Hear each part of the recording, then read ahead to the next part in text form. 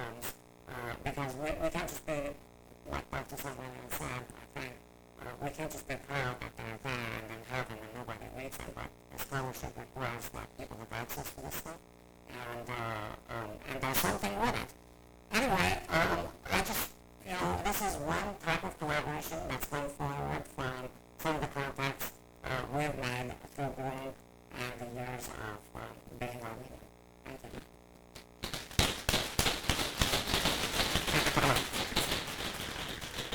Thank you, Aspen. When I was finishing up my PhD, I had to do some research and needed to access Nյութի's collection of Vienna, which is known to have a celebrated collection of periodicals. And so I called to the head priest to ask for permission for the visit, and he said, "Why don't you just come and we'll talk then?" So I packed up and went to Vienna, not knowing if I was going to have access, but luckily it turned out to be a productive trip. The digitization project is really worth of information that both the Nյութի's hold in Venice and Vienna would be a tremendous help to researchers. So I'm to be having talks about Digital Humanities 3.0.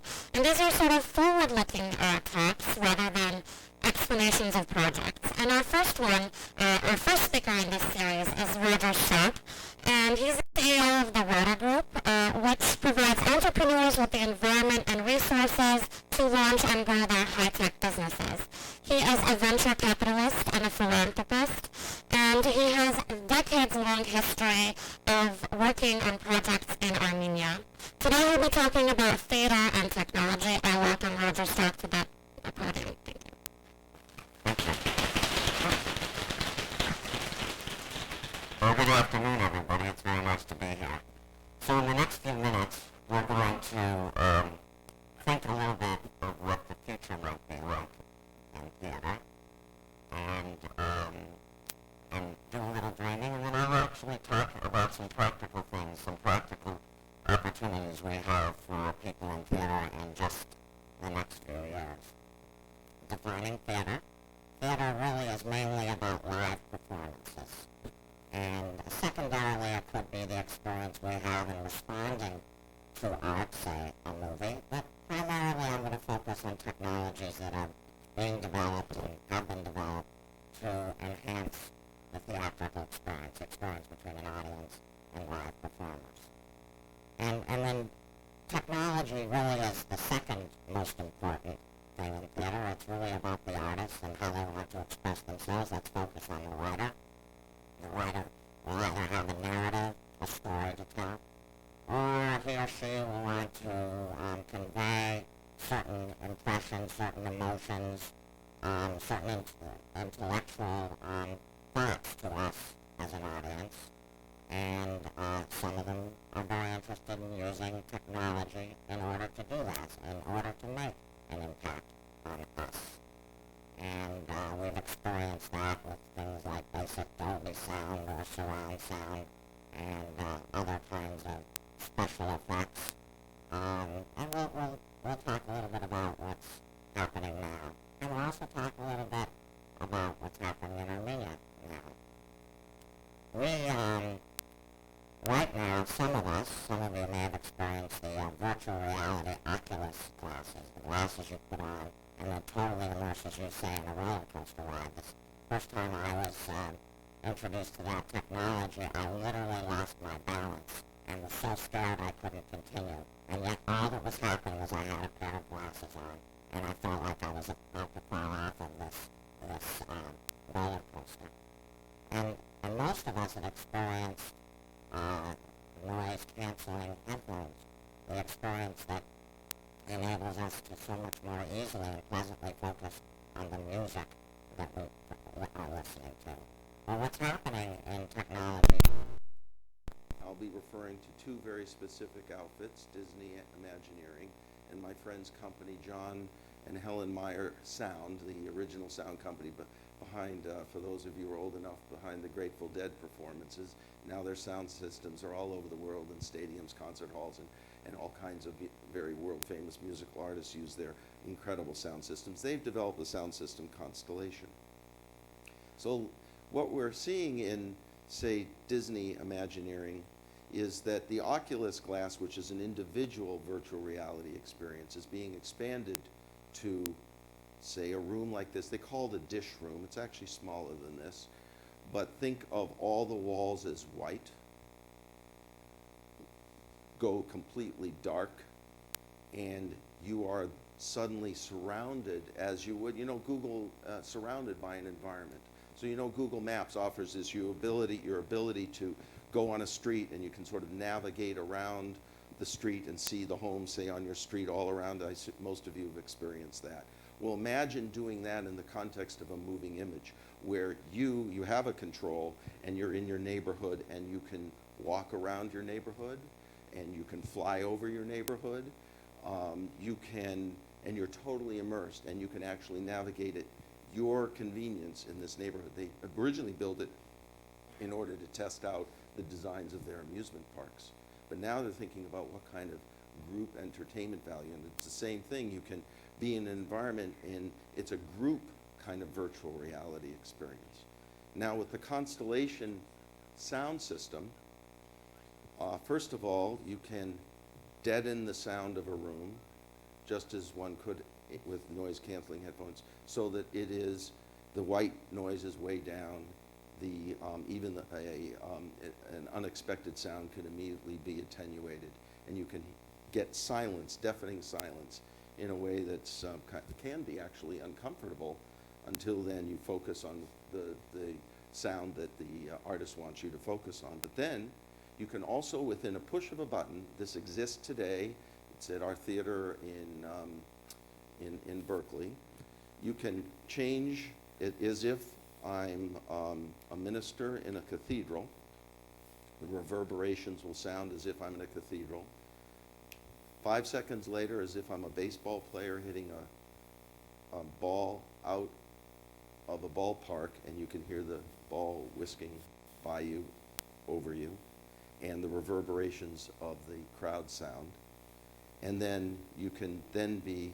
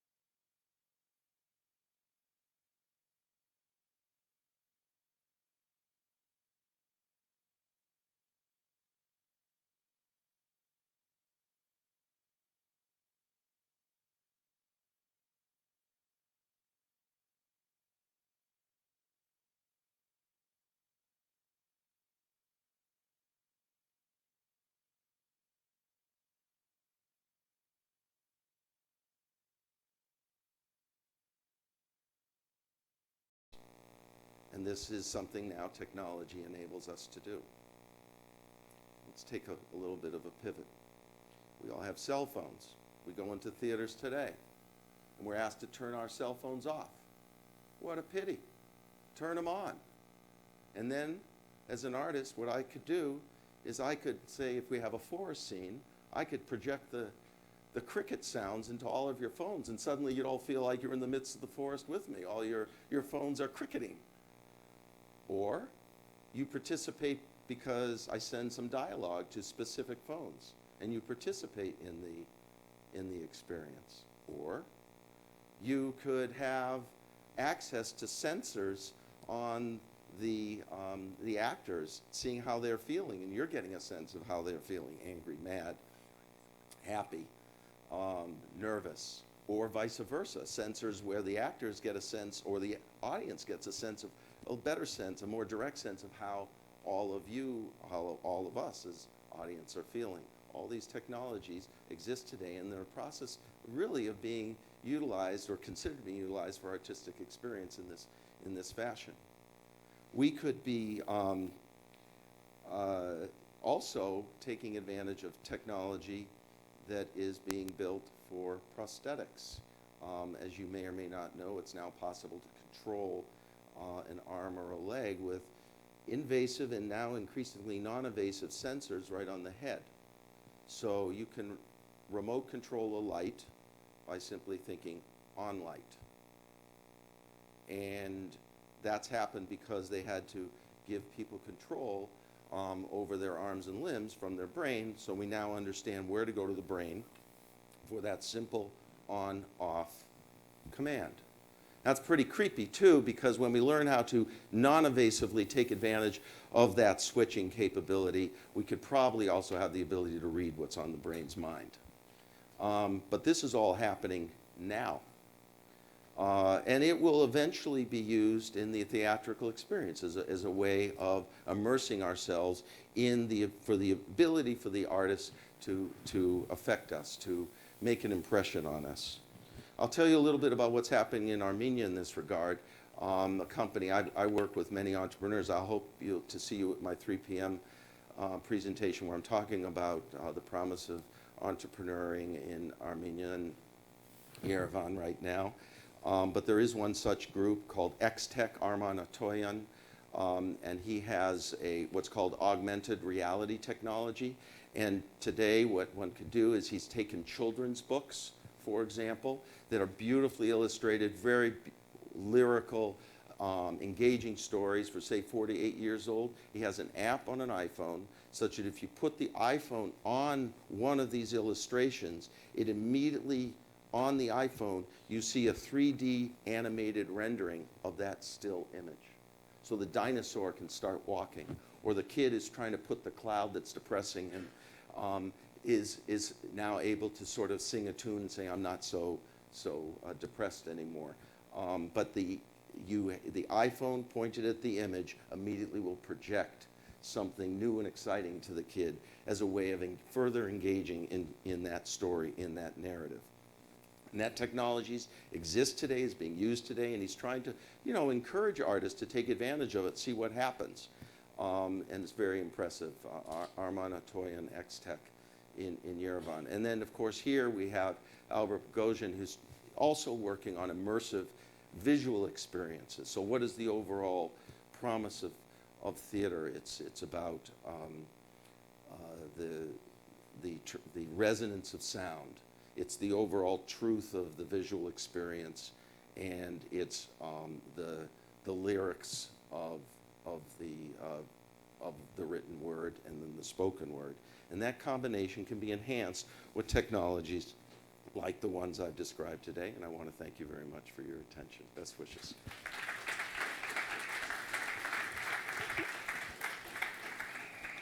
Thank you, Mr. Straub. So as we just heard, and in reflecting back and putting it into a broader context, the last half of the 20th century broke what is referred to in theater terms the fourth wall. And it broke this in both the realm of theater, in television, and film. And new technologies in augmented reality and in virtual reality completely destroy the concept of wall. And it allows us to really reimagine performance in the theater. The audience becomes integral, a key component of performance, composing alongside the artist. Oh, excuse me. And when I think about these new technologies and new ways of experiencing the arts, I'm excited and also a little bit resistant.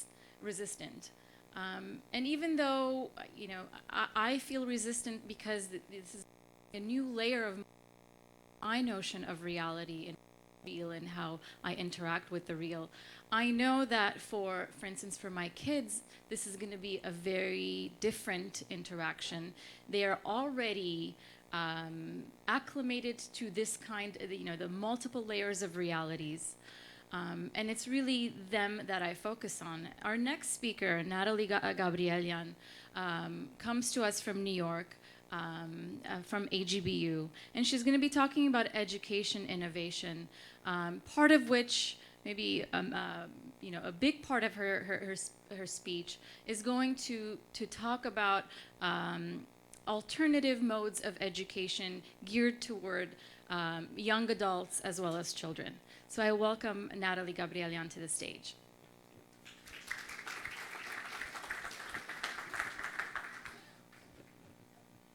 Good afternoon, everyone. Can I be heard? Everyone hears me? Okay.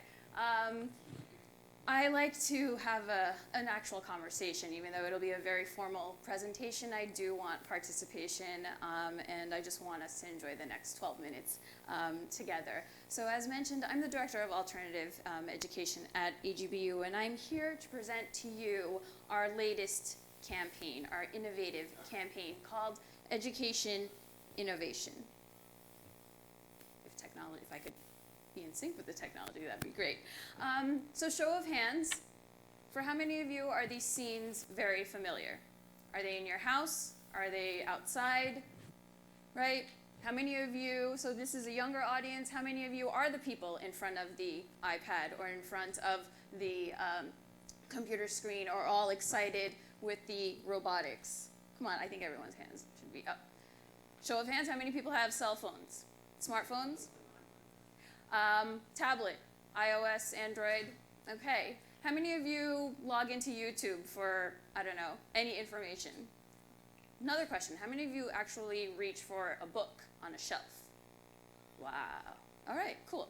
If that book was in an electronic format, how many of you would reach for it? Okay, why the resistance? Okay, I love paper too. But the reality is that these are the scenes. These are the scenes at home, these are the scenes at school, everywhere, and particularly for this younger audience. So through this education innovation campaign, we are, as already mentioned, we're exciting learners, not just the young ones, but learners of all ages, you too. Because this technology is really sexy, and it's where everything is at, and education is at technology. So learning through this use of technology is very exciting. It empowers the user. It encourages this creative expression. You really want to learn. These kids really want to learn when there's something really fun and colorful in their hand. And it allows for the exchange of ideas and themes. So why? Why is AGBU doing this? We are committed to enhancing Armenian education through this innovative movement, because the reality is how we learn is as important as what we learn. And as already made obvious, technology is at, at the core of all of this. So education, I'm so sorry, education needs to change and keep up with technology, which pretty much is changing every second. And that is not just limited to, let's say here in the States, US education or education abroad. That applies to Armenian studies as well. So what we're doing is offering these exciting and innovative ways for learners of all ages to explore history, embrace language, and discover identity. So what's our goal? We're redefining AGBU's role in education to evolve this landscape of learning. We are not saying no to the books. We love the books, we love the shelves, we love the dust that sometimes settles on it. But we are expanding. We're bringing it right to the palm of your hands because, believe it or not, we've asked around, we've done our homework, and everyone wants much more easier, accessible content, literally in the palm of your hands, whatever size your preferred device is. So we're fusing this traditional learning with engaging new technologies, and we're hoping to fill that gap of quality Armenian e-learning products and tools. As you'll find out all day long, there are so many wonderful people creating so many wonderful electronic products, innovative tools. We're just another player in that game. So we're enhancing the traditional learning environment. We're bringing these electronic tools to the Armenian classroom. But for those who don't have the opportunity to go to an Armenian school, be it day school or Saturday school or whatever format it is, we're bringing Armenian learning to home, to the car, to the play date. So we're giving children, parents, and teachers and learners of all ages these tools to bring innovation to education. So let's take a look at what that looks like. Can we play this?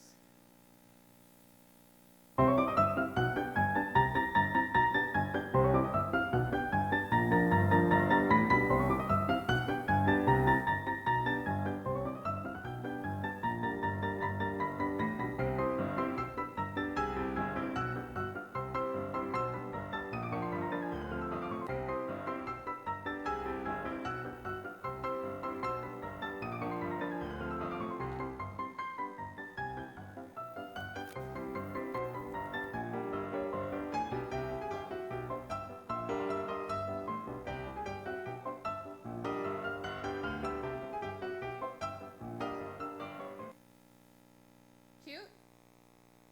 Yeah? Yeah? Yeah?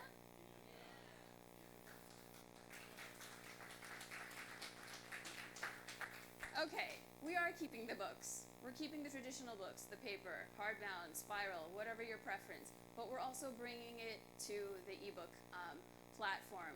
We're changing that landscape of learning. We have no choice but to change the landscape of learning. That landscape's going to change whether we choose to pick up the printed book or not, whether to sit in an actual classroom. The reality is every little kid, even before they're able to speak, is able to swipe and change your password and charge so many things to your credit card, right? Right.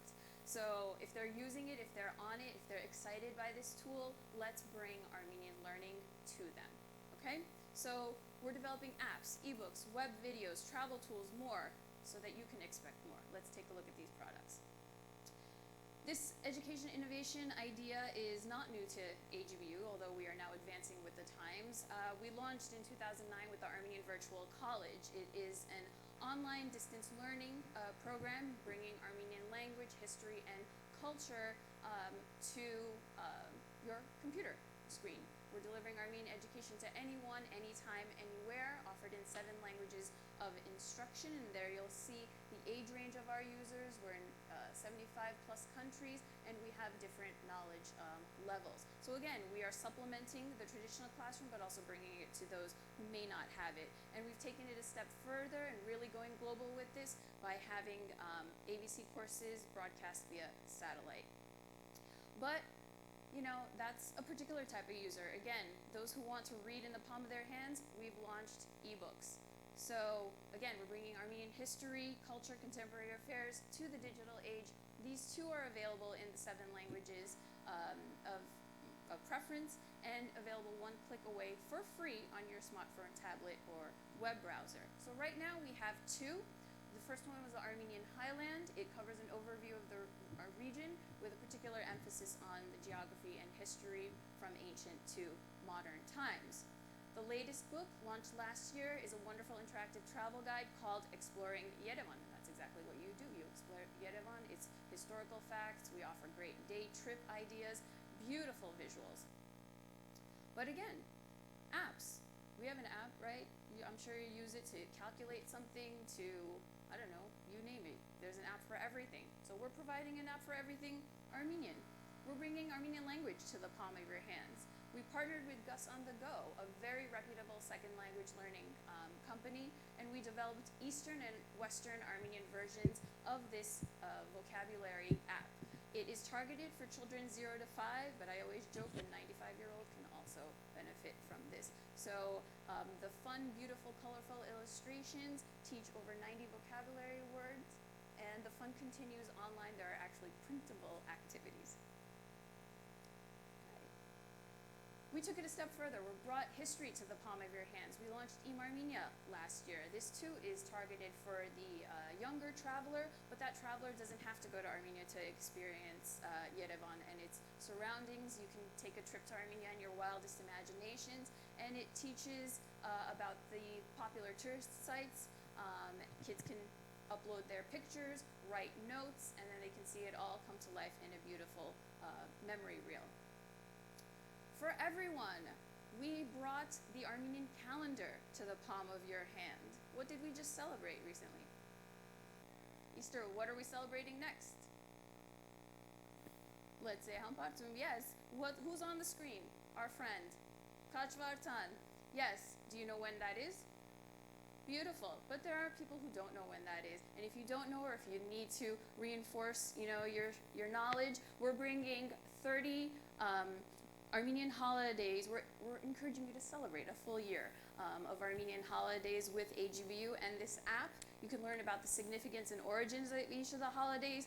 We give you expressions and songs, Christos Hariavi Merelot and the like. For those of you, Armenians love to eat, we give you recipes so that you can tell your grandma, no, you're making that choreg wrong. This is what the recipe says in the app. Or say, hey, my grandma's recipe is much better. And of course, the traditions that come with that. Ooh, I'm running out of time. And there's an add to calendar feature, so you'll never miss a date. The latest innovation is our HBU Web Talks. These are short 2 to 5 minute video interviews capturing thinkers, scholars, artists, Armenian and non-Armenian, talking about a wide range of Armenian topics. And this is good not just for the Armenian audience, but we're encouraging this for the non-Armenian, for the Odar audience, universities. This is just a sampling of some of the wonderful interviews we have captured. So this is on its own Web Talks website, and we definitely want you to join the movement. So we encourage you to visit our booth where you can get this presentation all over again. You can get to play with our apps and explore our ebooks, and let's check it out. Can we play?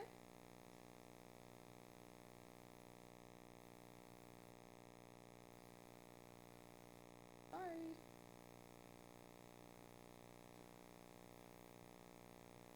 Last slide, please.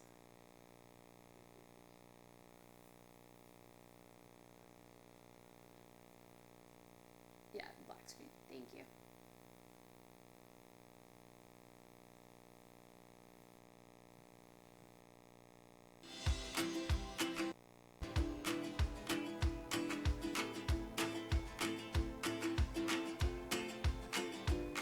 AGBU is committed to enhancing the education experience for Armenian youth.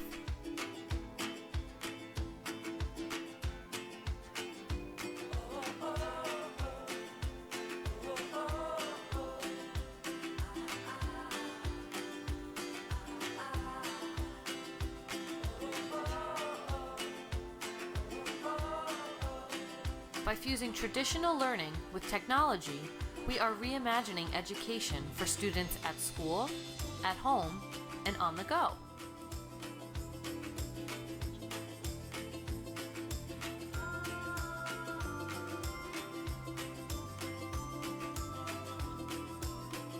We are investing in innovative tools to excite and encourage even the youngest learners.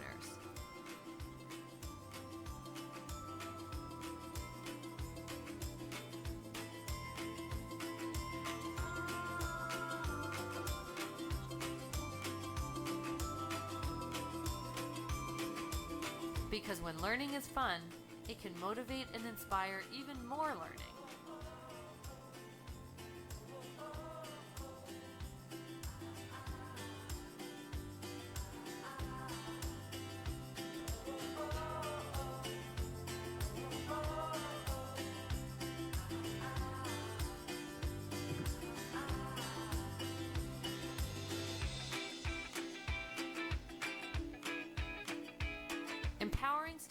all ages ensures a brighter future. Reimagine the possibilities. Join the innovation movement. Thank you.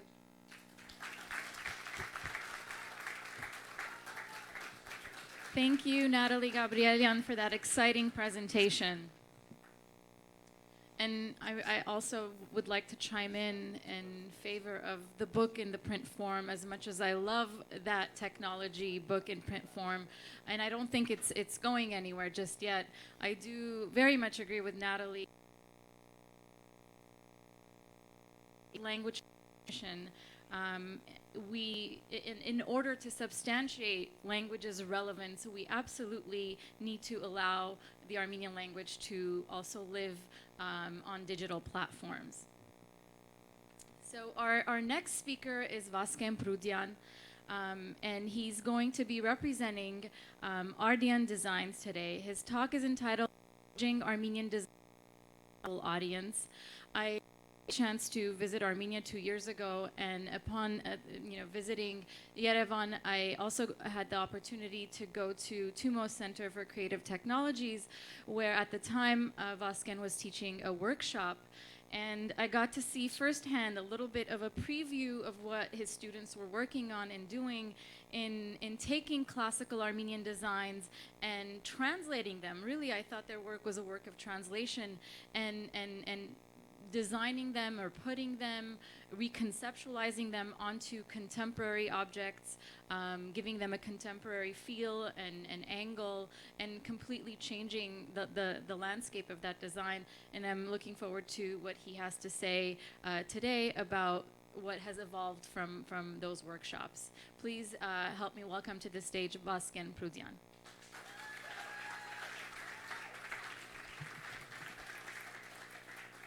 Thank you, Talar. Thank you very much. First of all, I want to say hello to my colleagues in Yerevan who are watching us live right now at the Impact Hub. Hello, guys. My talk is today, what I want to do with my talk today is impress you with Armenian design. And what does Armenian design mean?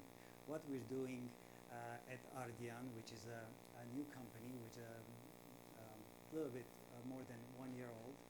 We've started a product design company, and what we do is we take Armenian heritage from Armenian architecture, from Armenian khachkars, manuscripts, carpets, anything that we can find that is from our Armenian culture, and we take it and we modernize it. We bring it into 21st century vocabulary, and we make products out of that.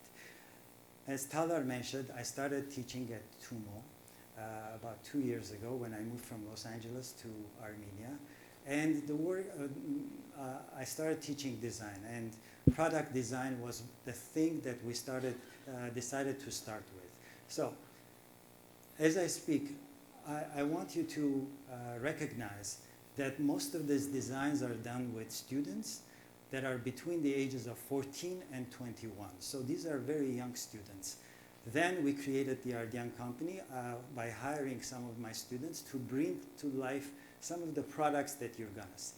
With that, let's start. So, what we're trying to do is a 10-year plan. From 2015 to 2025, we want to make Armenia a design center. Yeah? What does that mean? As you know, we're taking our cue from the IT industry, which within the 10 years has grown tremendously. And it actually has created so many jobs for the young people that we are calling the IT industry the creator of the middle class, right? Or the creator class, if you like. So the design industry actually can do the same thing in Armenia, because I think in our DNA is running the designer, right? Within a small country, we have over 50,000 khachkars created within 800 years or so. Of the 50,000 khachkars, there are no two alike. Imagine that for a small country, okay? In addition to that, numerous manuscripts, numerous carpets, over 1,000 churches within Armenia. This is a nationality, a nation that likes to create.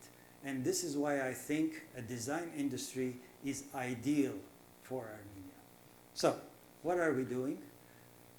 First, we're trying to discover our own originality in the 21st century. What does that mean? We're taking everything culturally ours and bringing to life in the vocabulary, in the language of the 21st century. So, these are some of the collages that we have done in our office or with our students. As you can see, you see Armenian needlework. In the middle, you see a piece from a carpet and from the Armenian manuscript. Or we take our Armenian manuscripts and we create images like this. As you can see, today's talk, by the way, is about humanity and identity. I think we're using both, and also we're using the digital format to create these images. These are, I think, they are very much Armenian. They're very much 21st century. A drawing like this, for example, we take pieces from Armenian manuscripts, we piece them together, and we come up with a collage or an image such as this. And then we start thinking, what type of products could we make with an image like this? And we come up with ideas like this. Now, these designs that we have come up with, they're intended for international market. So everything we design, they may be Armenian, but they need to have an international appeal as well. So I'm going to go through it rather quickly. These are all digital designs that Ardian, the company that I'm heading at the moment, is bringing to life some of this. And at the end, I will show you some of the products that are actually coming up within this month. So a design like this, for example, this is a plate with Jashagetsu, our prayer that we say before the dinner, and we come up with a design such as this. Or something like this, a plate that has Armenian ornaments on it, but they don't necessarily have to appeal just to an Armenian.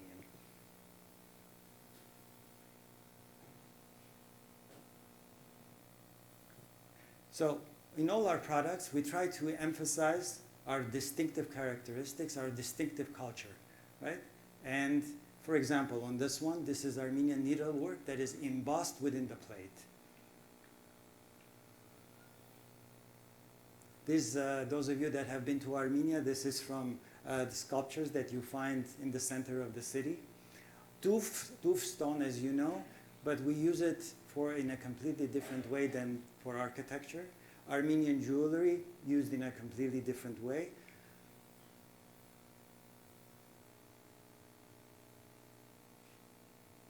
Hishoutun, or the memory game, except it's done with Armenian ornaments.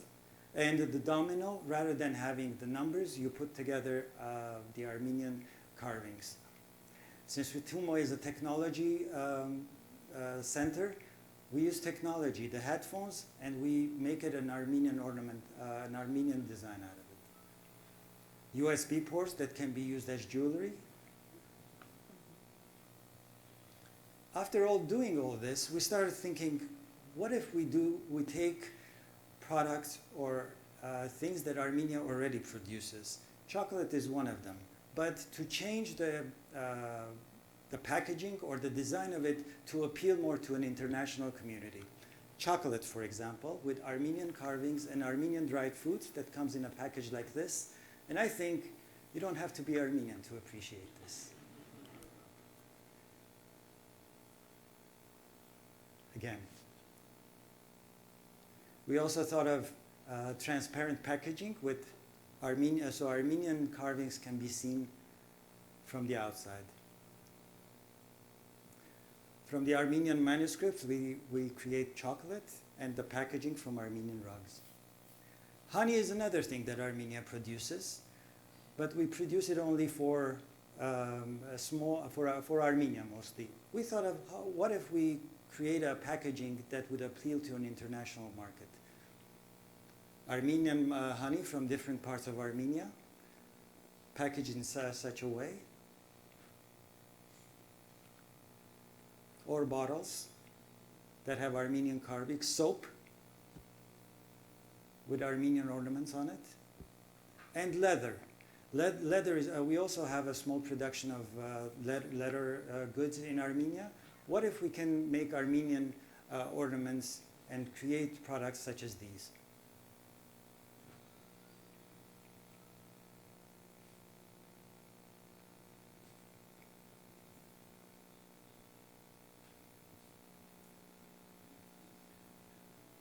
These are walls as well, and by the way, that's the floor plan of the cathedral in Ani. We made it into an ornament. Also, we take our ornaments, but we make modern designs that becomes wall decors.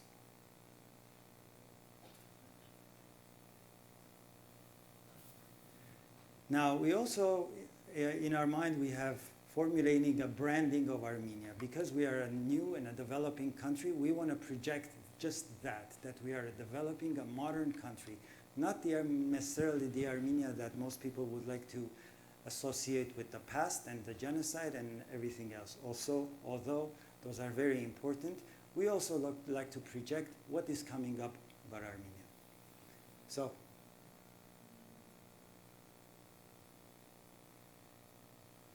taken from Armenian manuscripts, but presented in a completely modern way. And artworks. We had two very interesting exhibitions, one dedicated to April 24th, I will show you in a minute. But these are artworks created in a modern language, but with Armenian ornaments. This is the prayers of Narekatsi. And we started thinking of city scale as well. Monuments that have the Narekatsi prayers on it. So, design becomes a way of expression of our national identity. This is the vision that we have for Armenia. And architecture. Since I'm an architect by profession, I'm very interested in creating or formulating Armenian architecture that carries the Armenian ornaments, but it's also very much of the 21st century. Details like this, for example, duf and basalt, the two stones that we use in Armenia, but we use it in a new way, and on the right, I show you what we think of them. These are new details that we created with duf. And Armenian architecture, but that is also very modern. Duf used in a completely new way.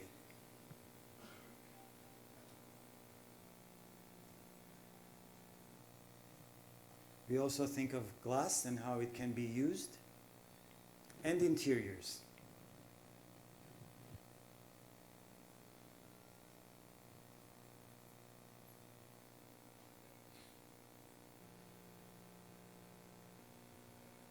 Now, this is something that we're very proud of, and we're about to produce, that we can have it as tiles out of wood, and you can modularize it, and you can have a wall as long or as any size that you like. Now I would like to speak about the exhibitions that we had during the past year. We had two, as I mentioned, one dedicated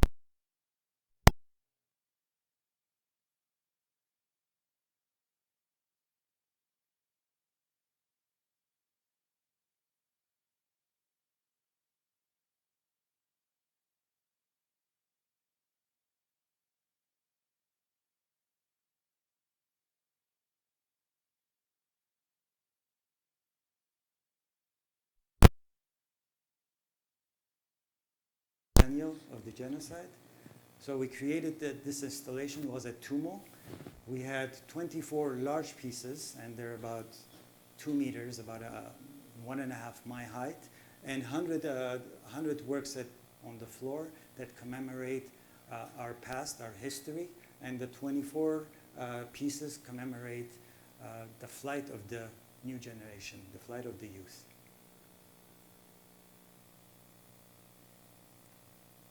About 500 to 600 people came to our exhibition, to our opening, and these are some of the pieces. The second exhibition was at Kafesjan Museum. It was called Breath, based on Grigor Narekatsi Shunch, Matyan Vohperkutun, which is a book of lamentations. And there are prayers, and the colors that you see are from our Armenian manuscripts. And Heratsi. Heratsi was a 12th century medicine man, also a priest, that used medicine to heal the body. So the two men, one creating the prayers to heal the soul, and the other healing the body. Both of them together in this piece.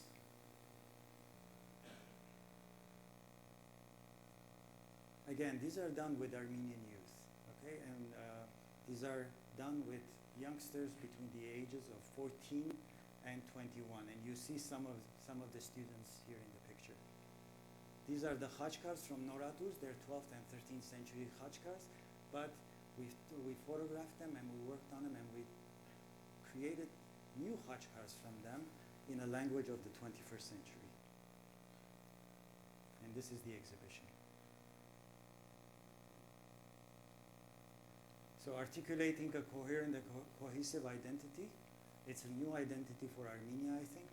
And what we want to do, we want to show you, I want to close with the products that we have produced, and I'm proud to say that they will be ready for at the end of this month. So if you're interested, please join me at our booth. So we started with table runners, napkins, tablecloths, plates that carry the Armenian ornaments. These will be out of pewter. And all of these are done in Armenia. The prototypes are done in Armenia, and we produce it everywhere that we can.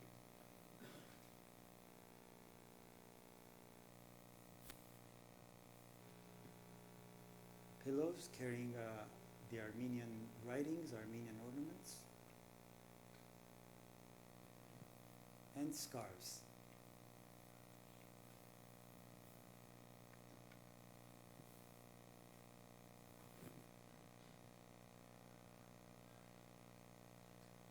With that, I want to end, and thank you very much.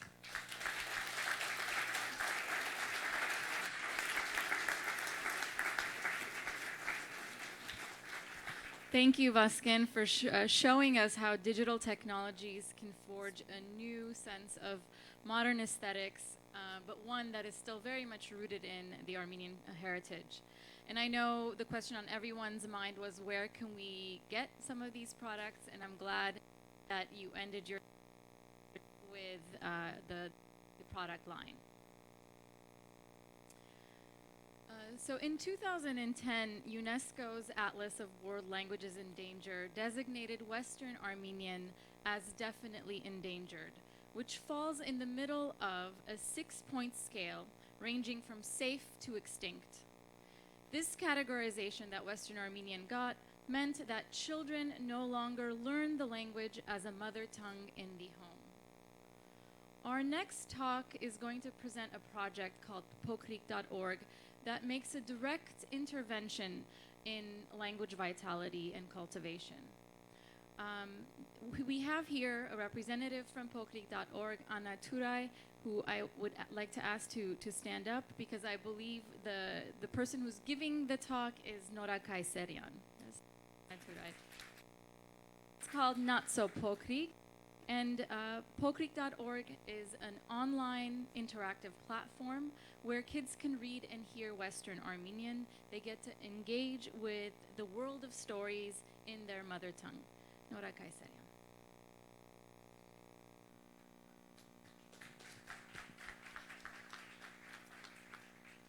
Hi everyone. Can everyone hear me? Okay. All right. So my name is Nora Kayserian, and I'm giving this talk on behalf of Anna. And before I begin talking about Pokrik, it's important to give a brief background about Armenians in Turkey today, because Pokrik was established and started in Istanbul. So Armenians in Turkey today face an array of different issues, ranging from minority rights, social economical issues, systematic oppression, racism, and a steadily declining population of about 50,000. Despite all this, Armenians in Turkey are a society that lives and produces tenaciously. Currently, there's about 16 Armenian schools, 3,000 students. There's Armenian churches, hospitals, foundations, newspapers like Agos, publishing houses, drama groups, music and folk dance groups, all of which are functioning today in Turkey. And as you all know, the basis of our culture is language, and the mother language is an extremely important part of building a sense of self and a sense of identity, especially for children. So the mother tongue is the most powerful tool we can use to convey cultural ties. And a child connects to his or her culture through the mother tongue. And it's something that we have control over.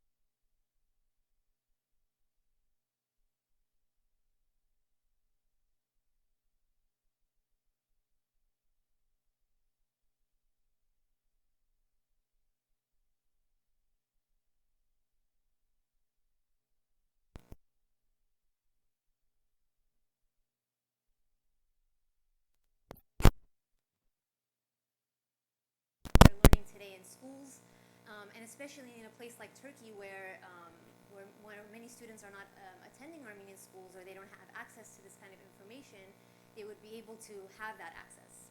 So that's when poprik.org comes in. It's essentially a website that's directed to nursery and elementary school kids. It's active, it's entertaining, it's contemporary and trendy. Most importantly, it's free, so it can be utilized by anyone and everyone, and it's borderless and boundless.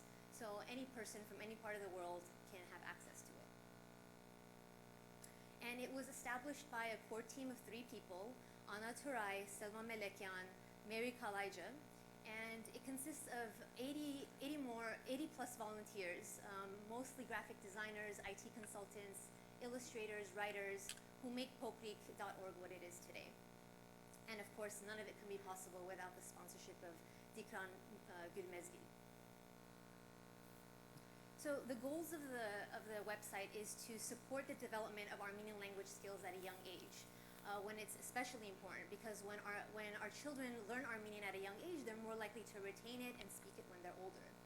And secondly, to provide Armenian children access to their mother language through a contemporary medium. So we're going to quickly show a 2-minute video to give you a better visual representation of what the website looks like.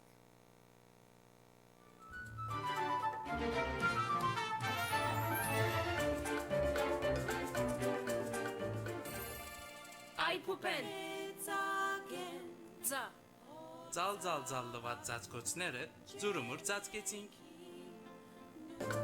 Մեր թաղին լագոտները ամարը եկած էր Անի Արարատ եւ Գրիգոր նույն գղզին մեջ ամարանոց ունեին Մուգերու ժողովը Անոթի ենք Անոթի բիդի մերնինք Անոթի ենք դերտակավոր Անոթի չեք դիմանա Այո դերտակավոր աղբամանները լեցուն են բայց նորեկ կադումը գա Շատ բաչիկ Գաբիգին բաչիկ Իրագոս երազային հերոս Ժողովուրդը խենթացած գգանչեր խելակարած Գիրագոս մեծ հերոս Գիրագոս գրակերոս Սուդլիկ որսորտ կան մեջ, երեք ձերգին, երկուքը մեր Անխելք մարդը։ Քեզ մի ավելի անխելք մարդը ուր գտեմ որու դեմ։ Եկեք փոքրիկ ուտույտ կգալարենք հայ առասպելական աշխարհին մեջ։ Մենք հոն պիտի լսենք թյուծած ներկություններ եւ առասպելներ։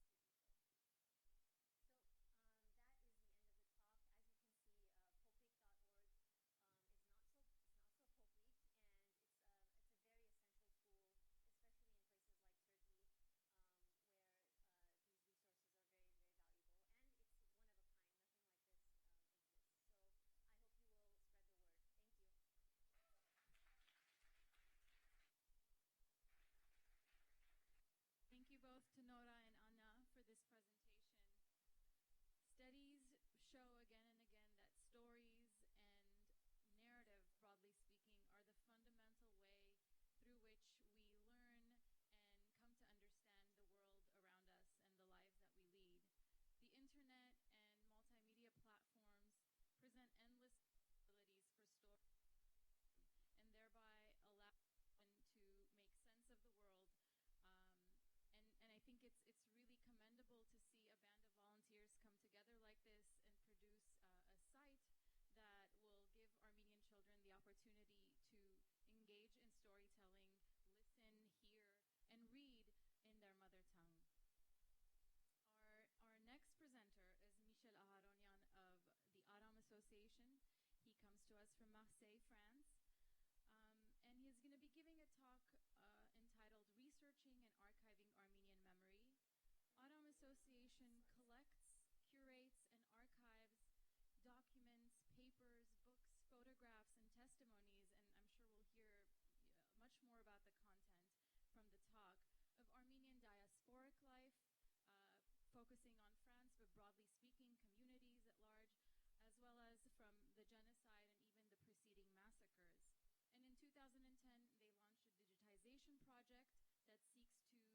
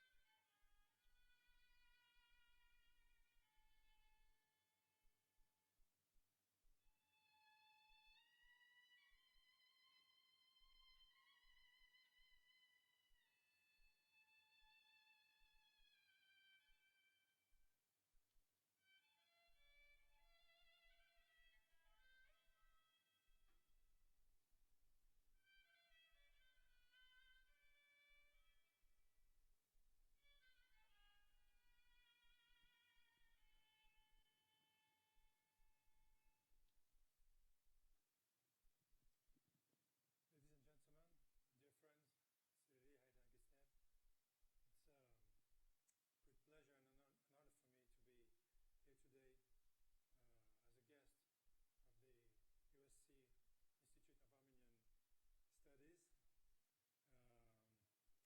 First, I apologize because my English is not fluent as yours, so I hope you understand what I'm trying to say. First of all, it is necessary to present the ARAM Association. ARAM, in French, is Association pour la recherche et l'archivage de la mémoire arménienne, which could be approximately translated in English by Association for the Research and the Archiving of the Armenian Memory. But I don't like using memory. I would like to use the word heritage instead because of its wider meaning. As you've been told before, our work consists of collecting, archiving, preserving, and digitizing the thousands of documents that we have. We have posters, photographs, manuscripts, magazines, newspapers, maps, everything that people gave to us.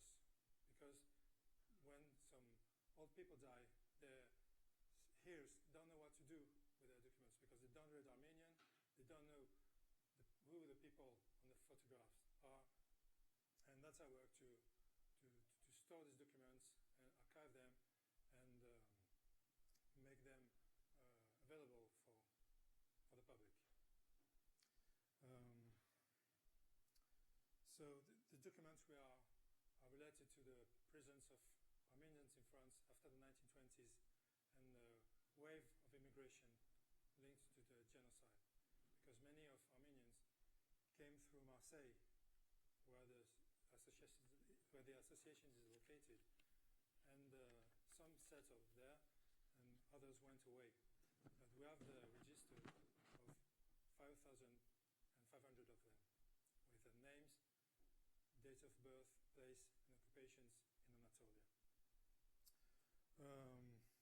I have to stress that the association's means are based on individual donation, financial support for local authorities and the French state, and private partners. We also rent our documents and iconography for museum exhibitions and TV documentaries or whatever. There are additional resources for us. So after this definition, I have to tell you that Aram is also the story of a man, Garbis Artin, who started the association in 1998. And very soon, he started in a home garage, which which was filled very soon by documents from the floor to the ceiling. And some friends of his decided to gather around him and to give a fresh start to Aram. So we found an old Armenian shoe factory. We refurbished it, and now you saw in the document that we can welcome the people there.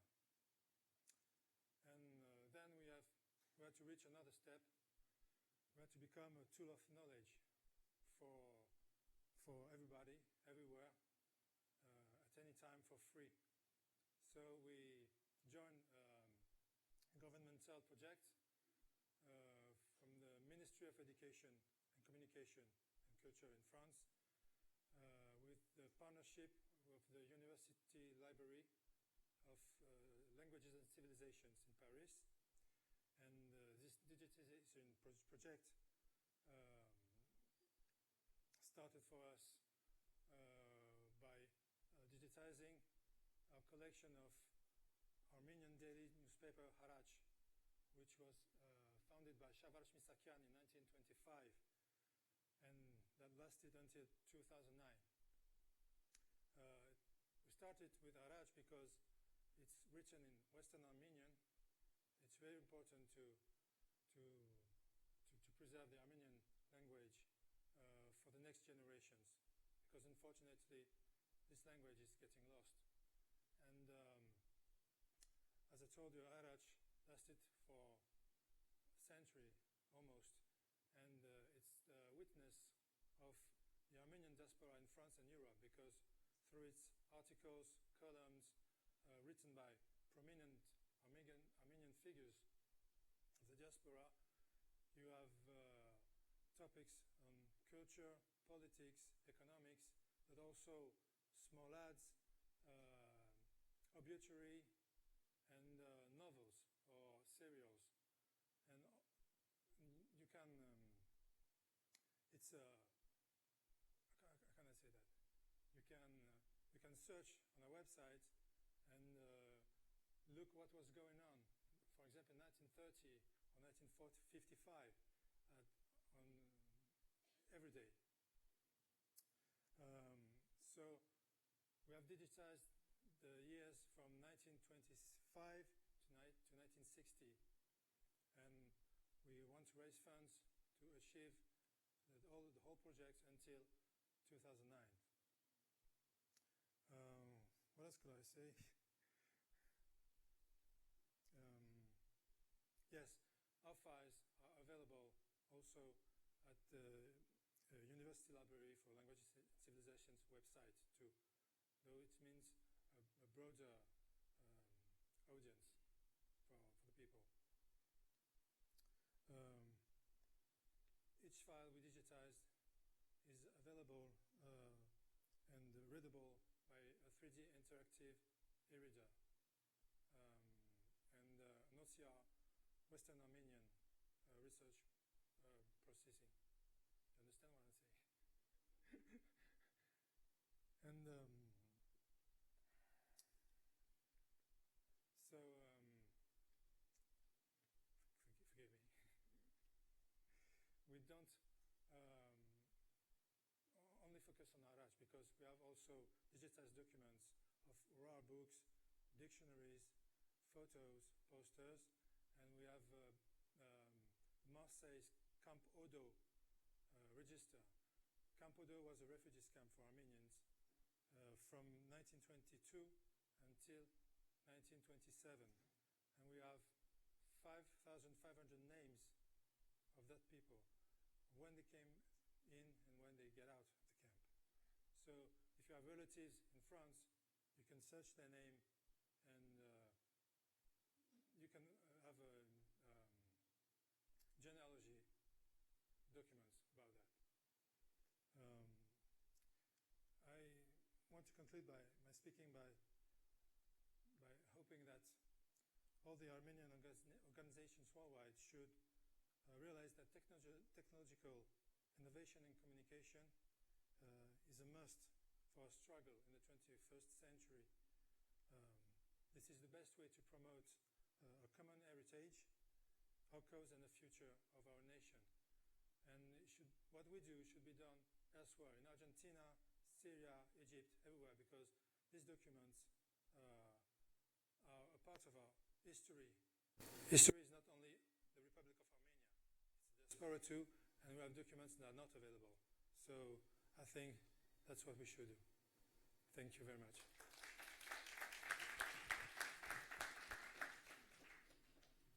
Thank you, Michel Aharonyan.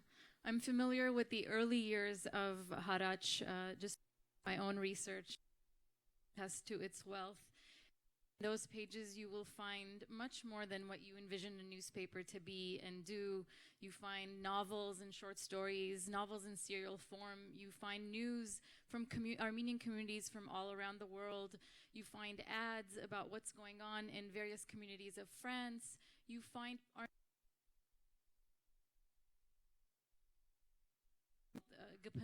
the search column.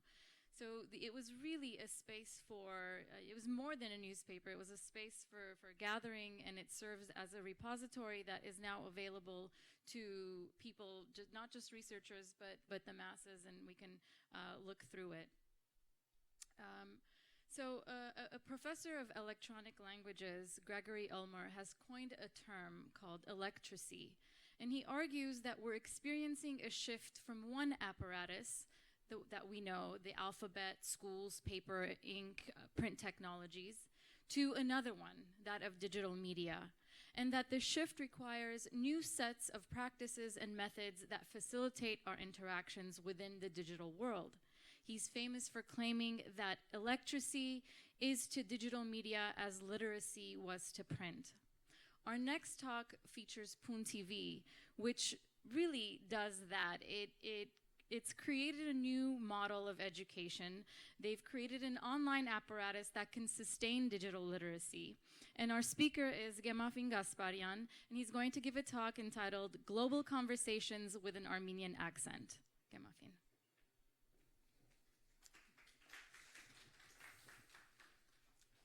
Thank you, everyone. It is great to be here and be part of this amazing event. So my name is Gemafin. I am Executive Director of Boom Foundation. In 2013, as a part of our initiative, my partner, Christina Arminakia, and I started Boom TV. Why we did it? This is a good question, I think. We are of the opinion that the institutions in Armenian do not work properly. After the fall of Soviet Union, the newly created Armenian Republic government not able or was not willing to create unified national strategy. As a result, a sovereign state structure can't be built. Thus, even though independence was declared, but the act of being independent didn't become a reality. The government isn't interested in contributing to the analytical thinking and development of civil conscience of the new generation. We were not included in global scientific and cultural dialogue. We were transformed from producers to consumers of technology. Only a marginal per group of our small local area could use and produce meaningful and internationally relevant knowledge. Such conditions made the creation of Boom TV a necessity. The aim was to spread innovative ideas and introduce the youth of the leading trends in the fields of art, culture, and science. It is imperative to build platforms that will encourage idea exchange between different social groups, and that will enable to small groups within society to spread their ideas and make their voice heard by the larger population. The majority of the currently operating educational institutions are a legacy of the Soviet years. The first 2 decades of independence didn't see cultivation and implementation of structurally new educational programs. There was imperative need for creation of a platform that will reconcile the methodology and structure of the old Soviet system with the needs and interests of the new generation. Thus, it was apparent that there was a need for the formation of alternative media outlets that will act as idea shapers and enable free speech. Boon TV came to fill that gap. We give the new generation the essential tools by which to understand and measure their immediate environment and how it fits with the larger context of global social economic development. The Armenian society should be able to formulate its own unique approach and find viable solutions to the most pressing issues of our times. Only then, this is a reality, can our country move forward. Boon TV is the first of its kind. It is the first Armenian virtual educational media platform promoting the democratic values and building a law-abiding civil society. Our goals are twofold. First, we want to achieve a qualitative change in the value system of Armenian society. And the second, we want to make knowledge cool again. To achieve these goals, we adopted several approaches. We present Boon TV as an alternative educational platform to the state-run educational system. We introduce the most current intellectual and cultural products to Armenia. Third, we support the creation of various professional social groups. Their existence is necessary to have a democratic civil society. We bring the specialists and audience together, ensuring that the idea exchange transcends borders. The virtual nature of Boon TV enables our reach even the otherwise most inaccessible audience in Armenia. We create civic discussions. The informational products that we introduce are universal and appear in many languages. However, presenting them in Armenian is imperative for the development of our country. Moreover, the international projects that we introduce invariably have Armenian translations. We aim to make education attainable for the larger population by making the project open, free, and unrestricted for everyone. By bringing together professionals representing opposite sides of an issue, we establish a respectful environment for discussion, debate, and professional discourse. With the help of this alternative media platform, we are fostering the domination of the professionals. Well-argued factual academic research over the currently available amateur information. Thus, we try to transform theoretical research into the tangible public good. Neither science, art, or culture, nor the issues facing the developing civil society of Armenia today are restricted and unique to Armenia only. We believe that these are universal issues and that solutions to them also have universally applicable characteristics. Hence, what Boon TV as an organization is doing can be replicated and successfully applied in other developing countries. So, this promo video will showcase some of the work that we have done in recent years. Our programs vary both content-wise as well as structurally. And many of the participants at Innovate Armenia today have already been a part of our programs.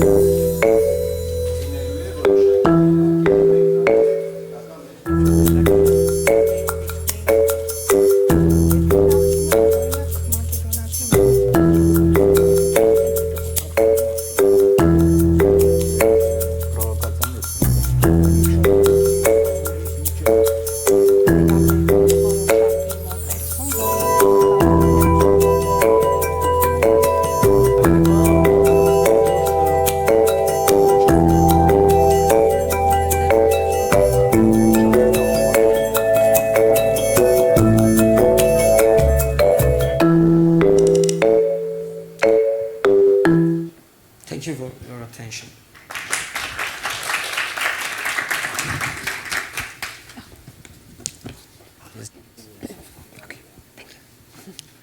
Thank you, Gemafin, for that presentation. I want to borrow his tagline to make knowledge cool again, he said, describing Pun TV and what it does. And I think in the process, they also make the Armenian language cool again. And I think especially from a diasporan's perspective, to listen to game theory and discussions of literary theory in the Armenian language really.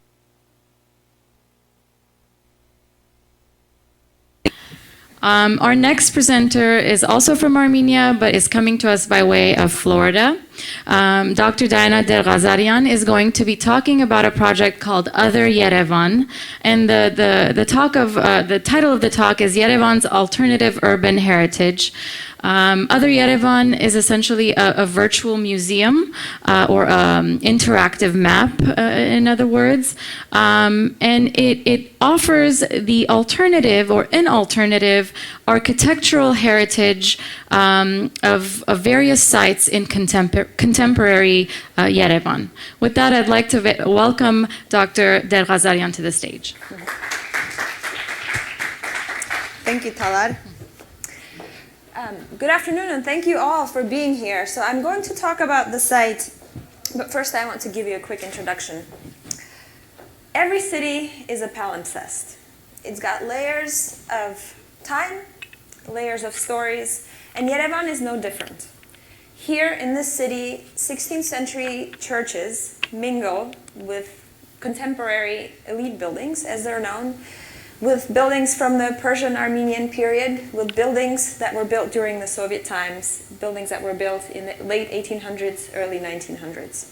Some of these layers enjoy protection. They enjoy governmental protection. They're on the list of protected heritage monuments, and others don't. However, those who may not enjoy this kind of protection are still part of the image of the city of Yerevan. And we wanted, the idea behind otheryerevan.am is to preserve, to record, and to commemorate this urban alternative cultural heritage.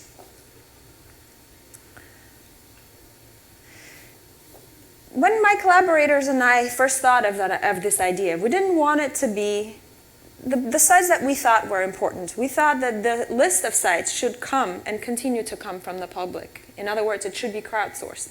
So to generate the first list of these buildings, sites, and monuments, we sent out surveys. We got about 70 responses back from art historians, cultural heritage preservationists, and so on, and those types of professionals. And this is an image of the survey that you see here today. And that's what we used to generate the initial list of monuments that we include, monuments and sites that we included in the site. We then partnered with web developers and used these types of analog maps and drawings, hand drawings, to generate the initial map.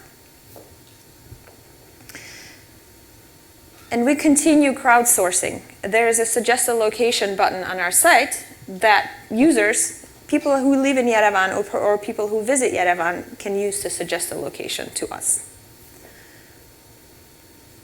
So here's an image of the site. This is what you see when you first log on.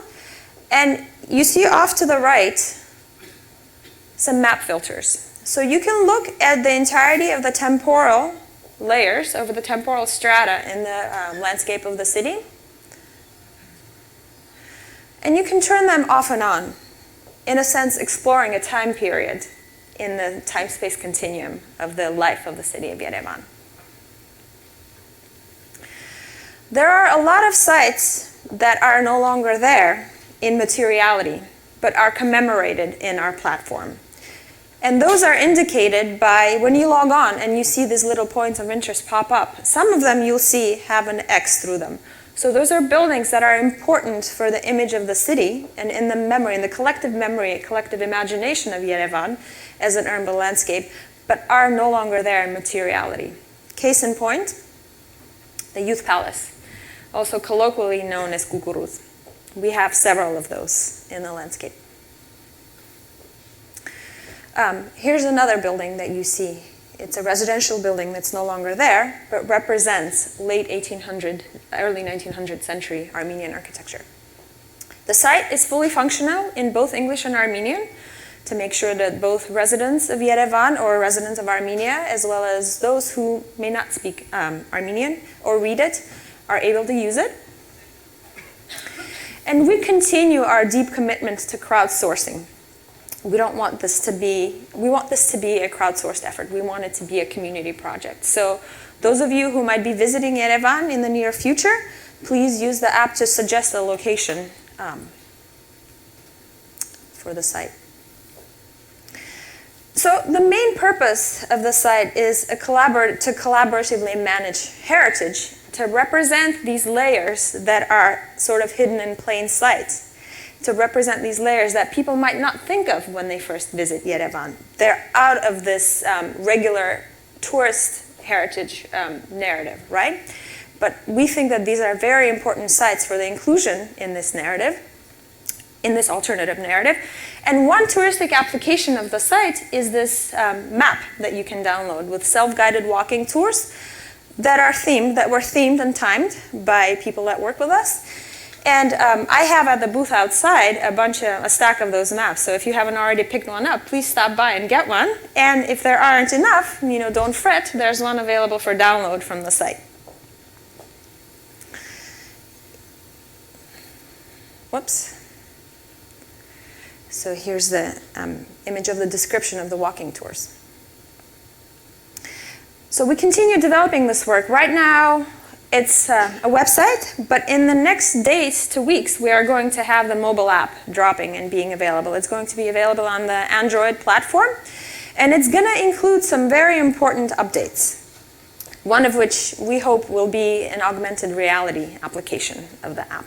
So please use the app if you are going to be in Yerevan soon. We continue planning, expanding, aspiring for new things to be included in the map.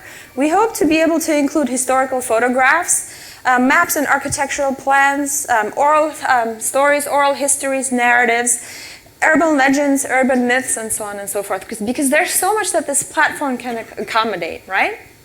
So there's really, there's no limit. I don't even want to say that the sky is the limit, because really the limit is the imagination of the people who contribute. We hope to be able to include all of these other types of data in our map. And of course, we hope to be able to move beyond the city of Yerevan, because there's so much texture in the country, right? There's so much information, there's so much alternative heritage that's not being captured by the dominant tourist narrative. But of course, this type of what we call thick mapping requires a lot of people power and a lot of resources. So it's going to take us a while to be able to do this. And we hope that we'll be able to get to that in the coming years. I just want to give a quick shout out to project partners. My co-PI Sarhat Petrosyan at Urban Lab, who supposedly is watching on the live stream. Helix, our web development partners. Of course, the project funders. And when you have time, do check out adyerevan.am and look for the app on the Android marketplace in the days and weeks to come. Thank you.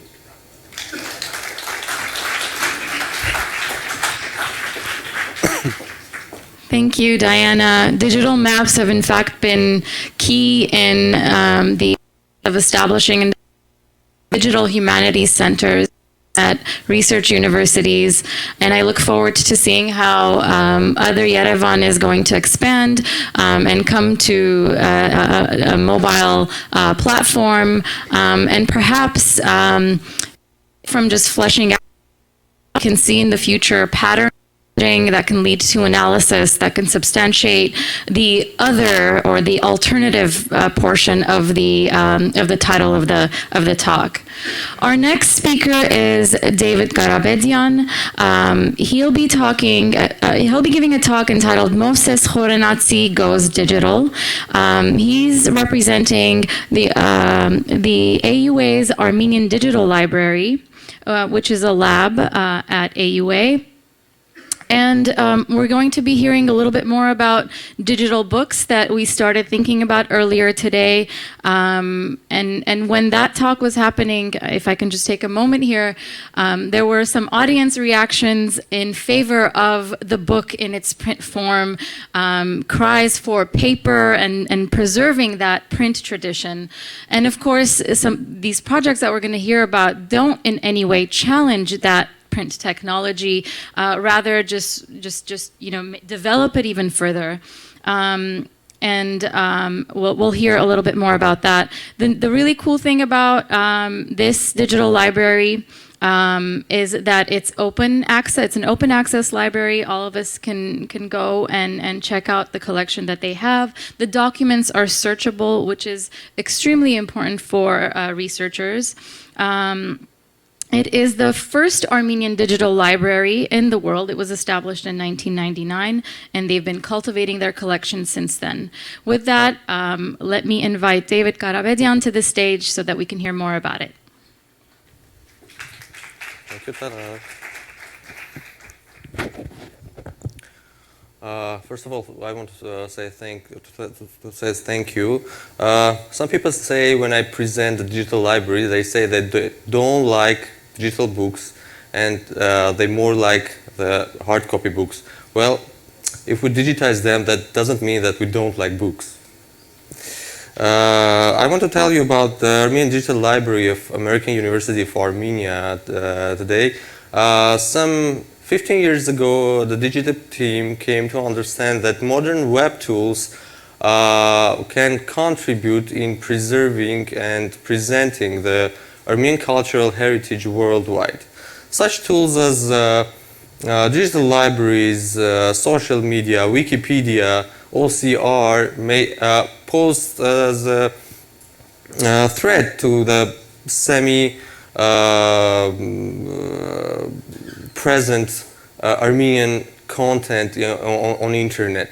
But these tools can also help you in presenting and preserving the Armenian heritage the way you like, the way you want.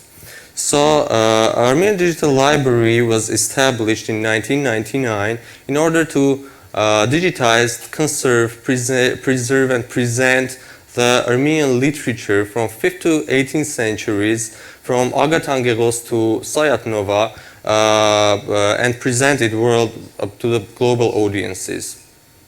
Well, it was the first digital library, Armenian digital library, and one of the first ones in Europe. Our aim was to digitize the 5th to 18th centuries cultural heritage, but we went more. We digitized the Western and Armenian diaspora literature. So we have Armenian genocide martyr authors. So we now have some 700 authors, 4,000 books. It comes like 170,000 A4 pages of pure text, of pure searchable text. We link dictionaries to this text, so you can, by double-clicking the word you want, you can see the meaning in the dictionary, Nor Haigazian dictionary. I will show you later. And what is important, this library was made to standard Armenian, modern Armenian studies scholars to help them in their research and to have more and more Armenian texts online. Well, you can see we have 550 authors from classical Armenian literature from 5th to 18th centuries, 65 authors from Western and diaspora literature, 40 authors of Armenian martyr authors of genocide period. Yeah, I'll pass this. Well, I want to show you our website. The most important part of the website, the tools we developed for you, is the search engine. The search engine helps you, you can write any word you want in it, and it will search and surf all the library and find all the books, all the works, all the authors that have that word in their works. So it helps you to find anything, you know what you're looking for or not.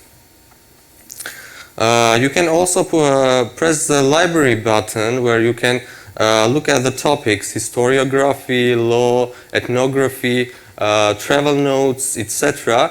But also you can choose all and choose by the sections. You can see here some filters. You can filter for classical Armenian literature, for Western Armenian literature, and martyr authors.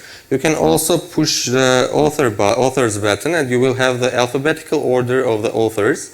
And you can find any author you want by clicking the name in the alphabetical order.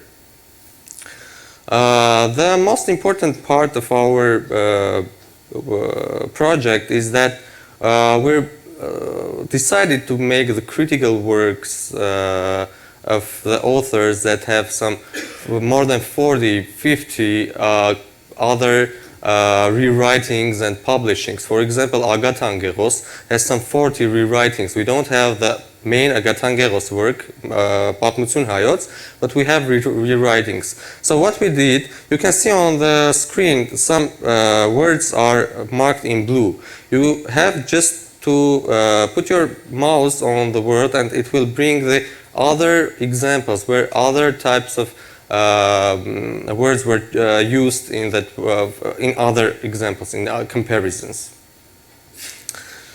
We developed another tool. It's a very interesting one. You double-click the word and it brings a pop-up window for you.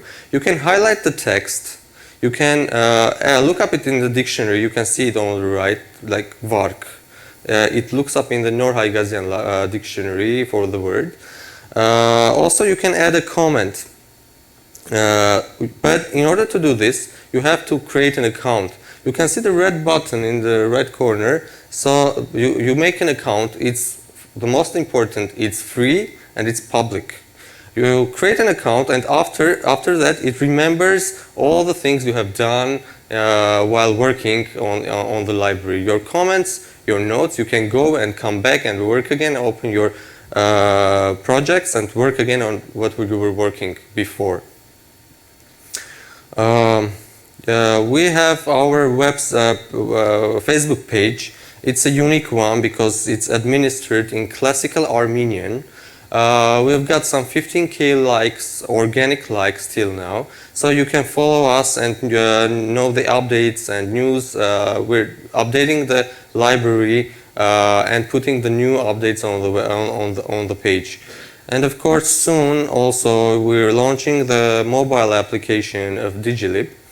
It's called Igirk. You can download it on your mobile device and have all the books in your pocket, and most important, in your child's mobile device. Thank you.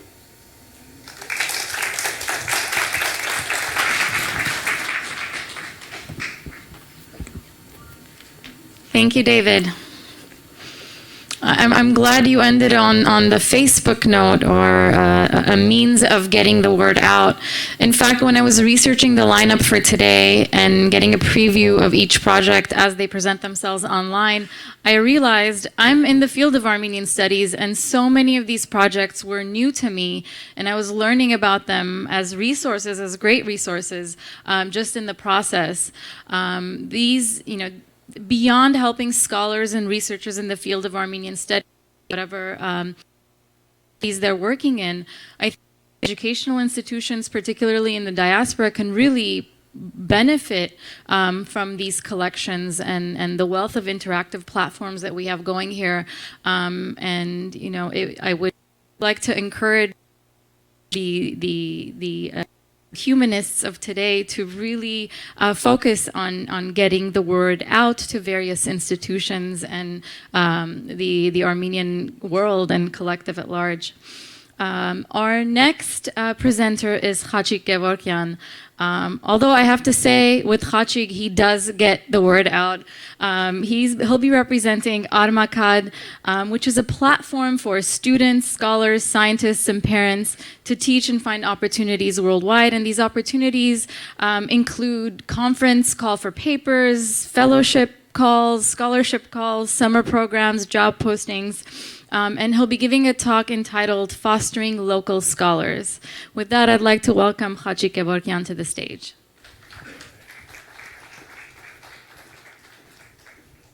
Hello, I'm Khachi Görkan from Armenia. I'm founder and president of Armakat. This is a company which is operating in Armenia and globally for 9 years. So what we do, mainly and generally, we distribute academic information about scholarships, summer schools, fellowships, and anybody worldwide can just enter Armakat info website and search for relevant academic information. Many of you remember that before and even now, the academic announcements about scholarships and other information were distributed like this on different walls. And you can just see that that girl just took a fantastic scholarship opportunity and no one else can apply to that because she just took that paper and went to home and no one else can in future apply to that fantastic opportunity. So you know that now, even now on your walls in the university, I saw many of such opportunities just hang there.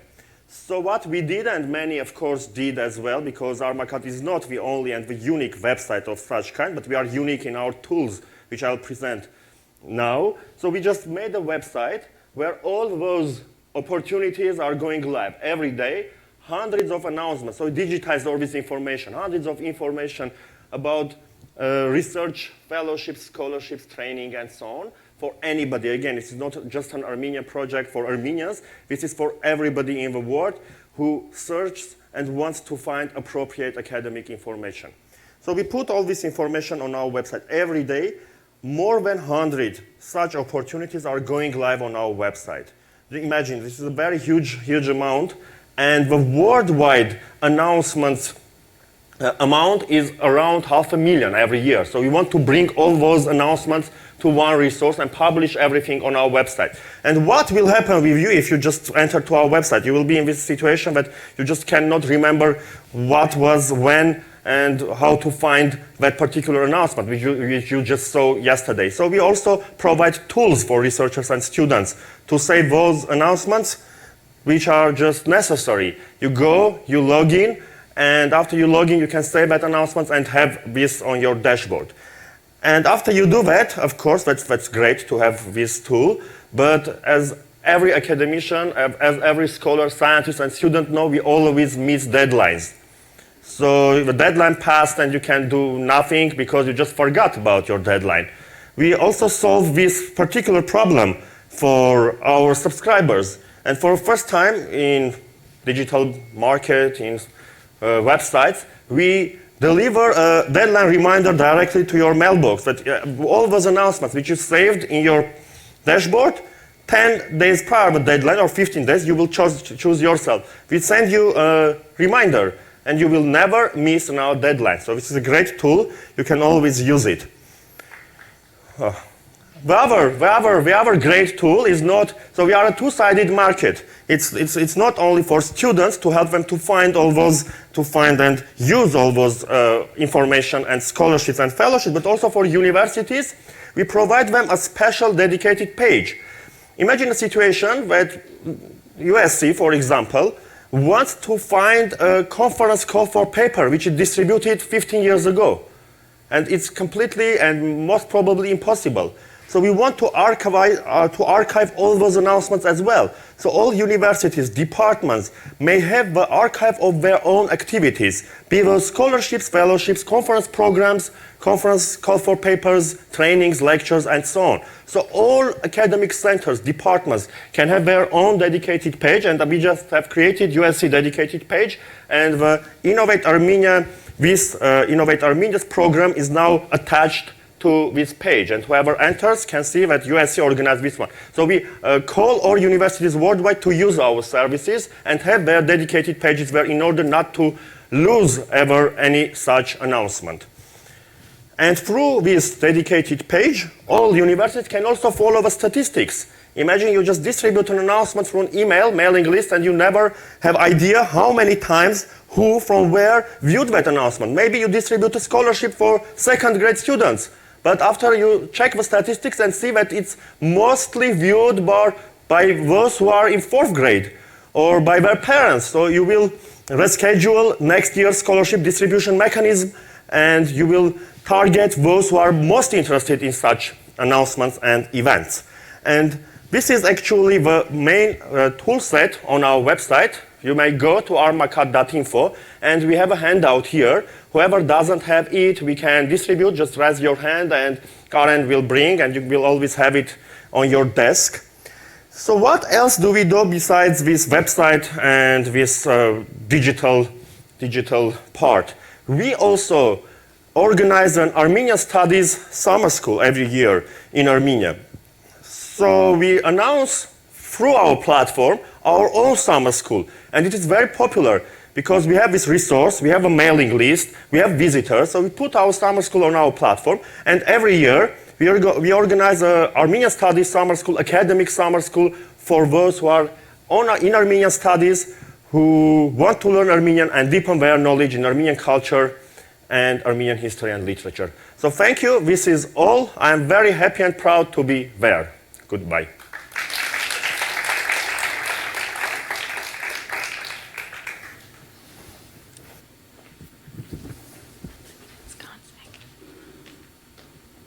Thank you, Khachik. All right, is our next presenter around? Yes, all right. We're actually ahead of the stage. That's maybe unheard of. So our next presenter is Albert Bogosian. He's going to be talking about a project called 360 Stories, Armenia Reality. Really curious to hear about the project. Again, in my preliminary search, I was looking at their site online. There's a really neat, quick video that shows how you can use your phone in order to capture certain spaces and have it augmented through the site. The project itself is a social touring platform for virtual storytelling. It sort of crosses the border between virtual reality and augmented reality.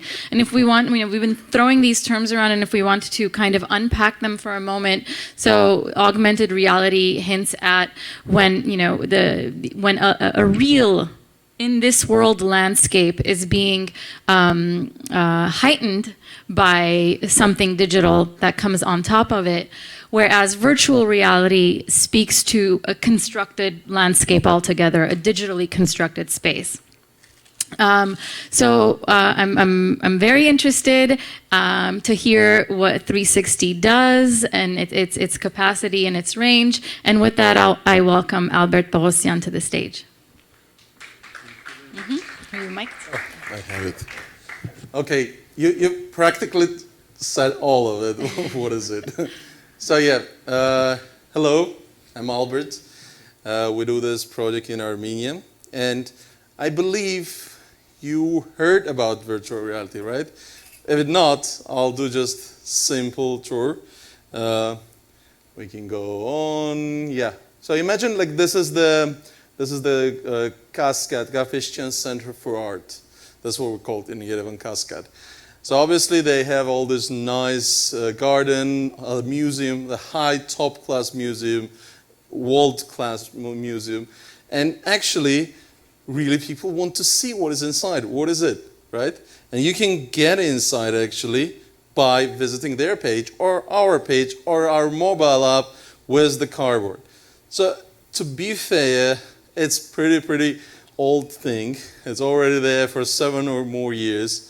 It's called virtual tours. Most probably you have seen them back in 2005 or 2006.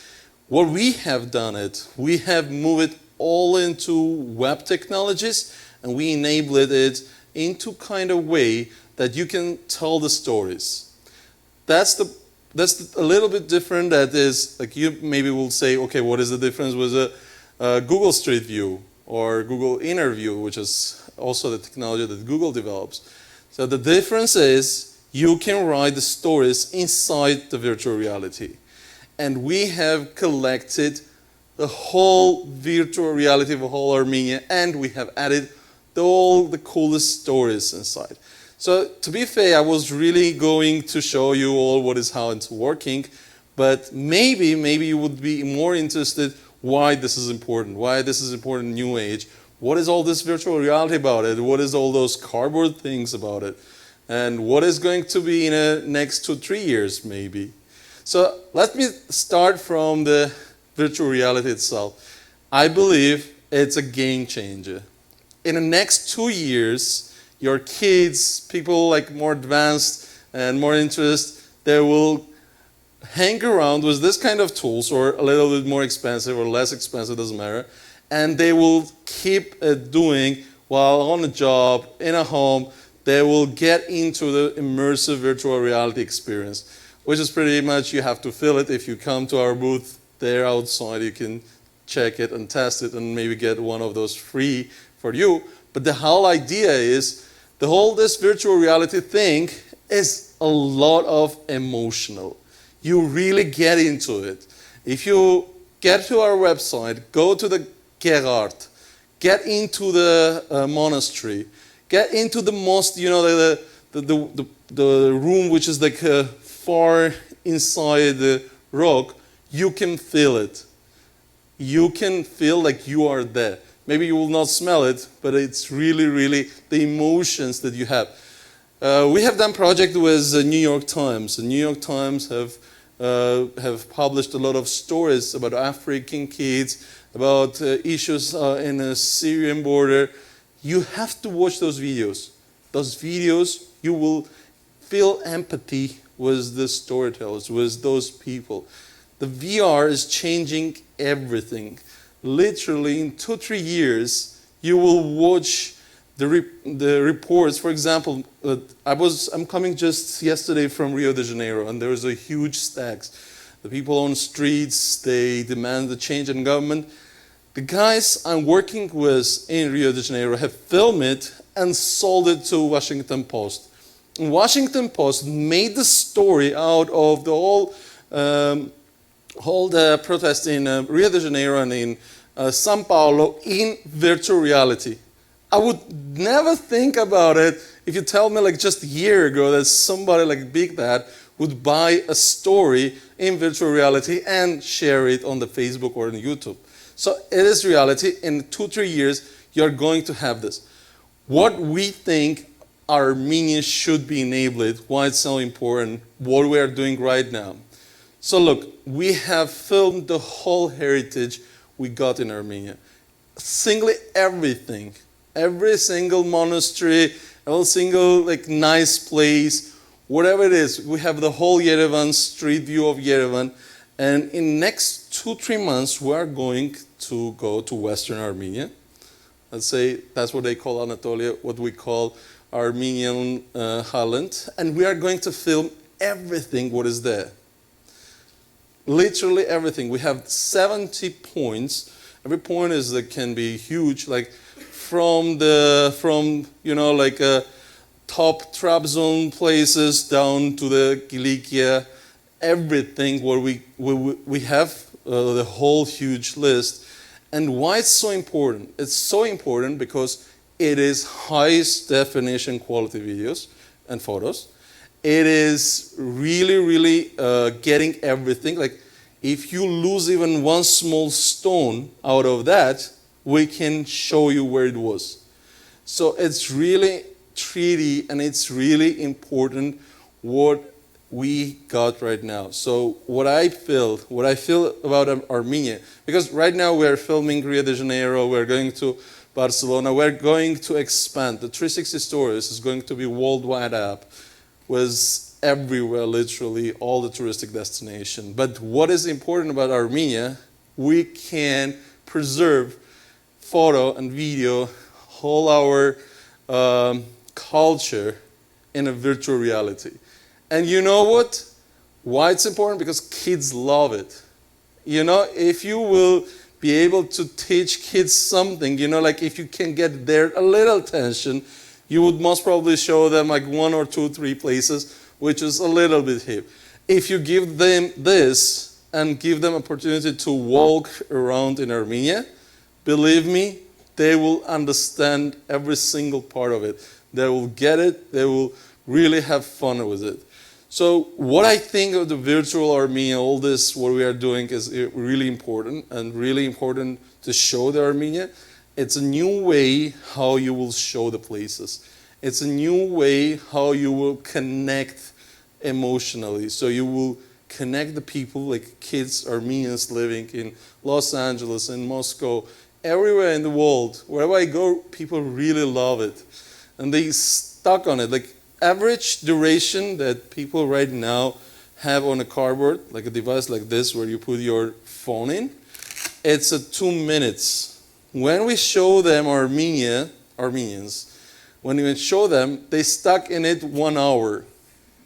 Really, that works. It's simply, you don't need to do anything. You know, it's even so intuitive, so the kids find out how to get into, how to move inside without even you telling them how to do it. So that's, I think, the most important what we're doing here.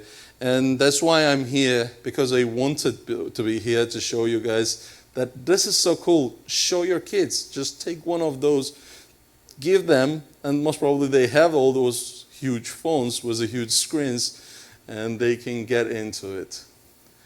So that's pretty much my presentation. I don't want to go really into many details, but yes, that's the revolution that is coming. And maybe it's not happening like a revolution, maybe like it's not like next day everybody gets really famous, but in the next 2-3 years, you will see like a lot of professionals are going to use this. Like for example, architects or archaeologists, they are going to use this. There's a lot of places where we can distribute this content because it's open. Like the funniest thing is in Yerevan, the municipality of Yerevan paying us money to connect to our API. If I tell this in any other cities, they would laugh. But in Yerevan, apparently, it's really funny. Municipalities pay nobody. And they pay us because they feel like it's so cool. They want it on their website. And there's a lot of, like, as I show you, this museum, when we were really approaching them, we were thinking, okay, they're a private museum. This is a private collection. Who would even want to show private collection in a virtual reality? They would love to sell it, obviously, right? But they came to us, and they paid for it, and they are paying on a regular basis because they want updated and new collections or new things. And it's so amazing. And we feel like this is going to change a lot of things because Armenia is more connected. Just for you to understand also, from those Google Maps, you can get into the virtual reality. And in Armenia is the most covered country in the world. Even not having the street view, you can get into every places because we have added into the Google, because we partner with them. So that's the most interesting part, because we are partnering with Google and they are promoting us as well. Can we have questions? No. Okay. That's it pretty much. Thank you.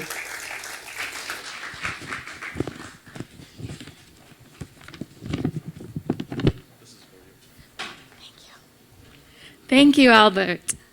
In 2000, when I finished my BA, I took the very cliche trip to Europe.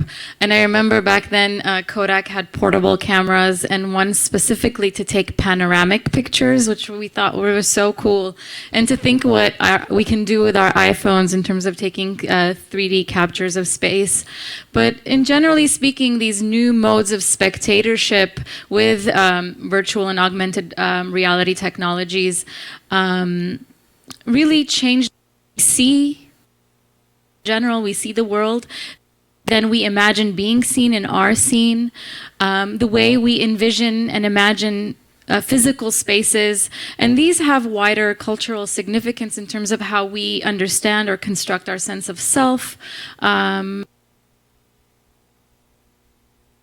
we'll be talking more about these issues in the second session. We're ending our first session 10 minutes early, and I thank all of the presenters for sticking to the time limit and allowing us to do that. Feel free to hang out here or check out the festival outside. Our second session for the Digital Humanities stage will begin promptly at 3 p.m. Hope to see you back here. Thank you.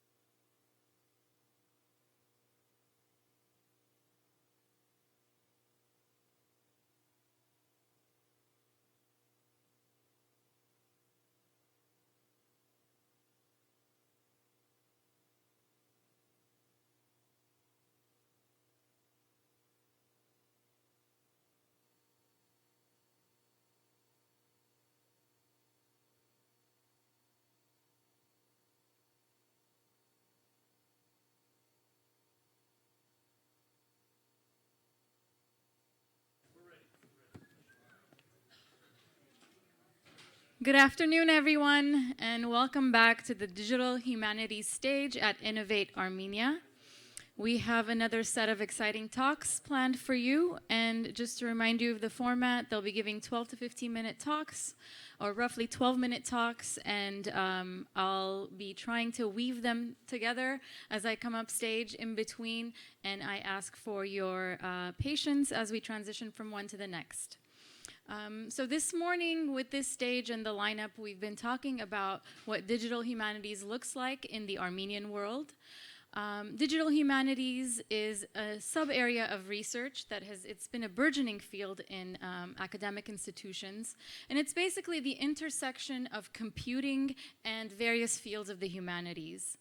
And what we've seen through our talks today are what we've been introduced to are a series of projects by digital humanists, if you will, people who are making progress on the ground within this field and bringing Armenian language, literature, and the arts, culture and the arts, into the digital realm.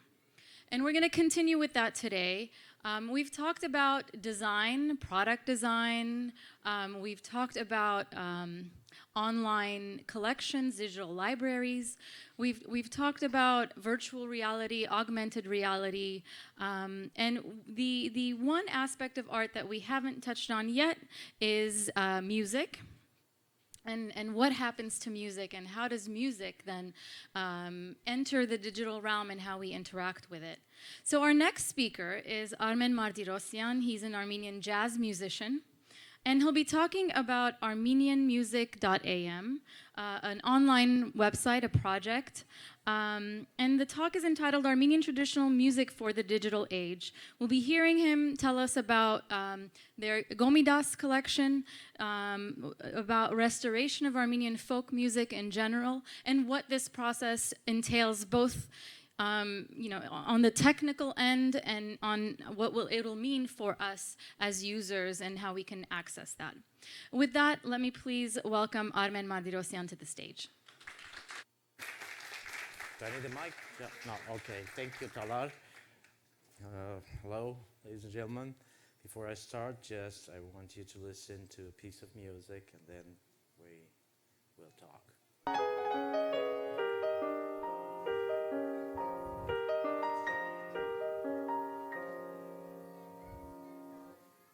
Arnemertamim yare, arnemertamen sarı, arnemertamim yare, arnemertamen sarı, arnemertamen sarı, seranelovim yare, arnemertamen sarı, seranelovim yare, yarem gătel naripes, encinari zaripes, yarem gătel naripes, encinari zaripes, ulvoer tam kaynatse, elmesilun saripes, Ulvorer tam kaynatse elmesilun saripes Arnemer tamim yare Arnemer tamen sarı Arnemer tamim yare Arnemer tamen sarı Arnemer tamen sarı Serane lovim yare Arnemer tamen sarı Serane lovim yare.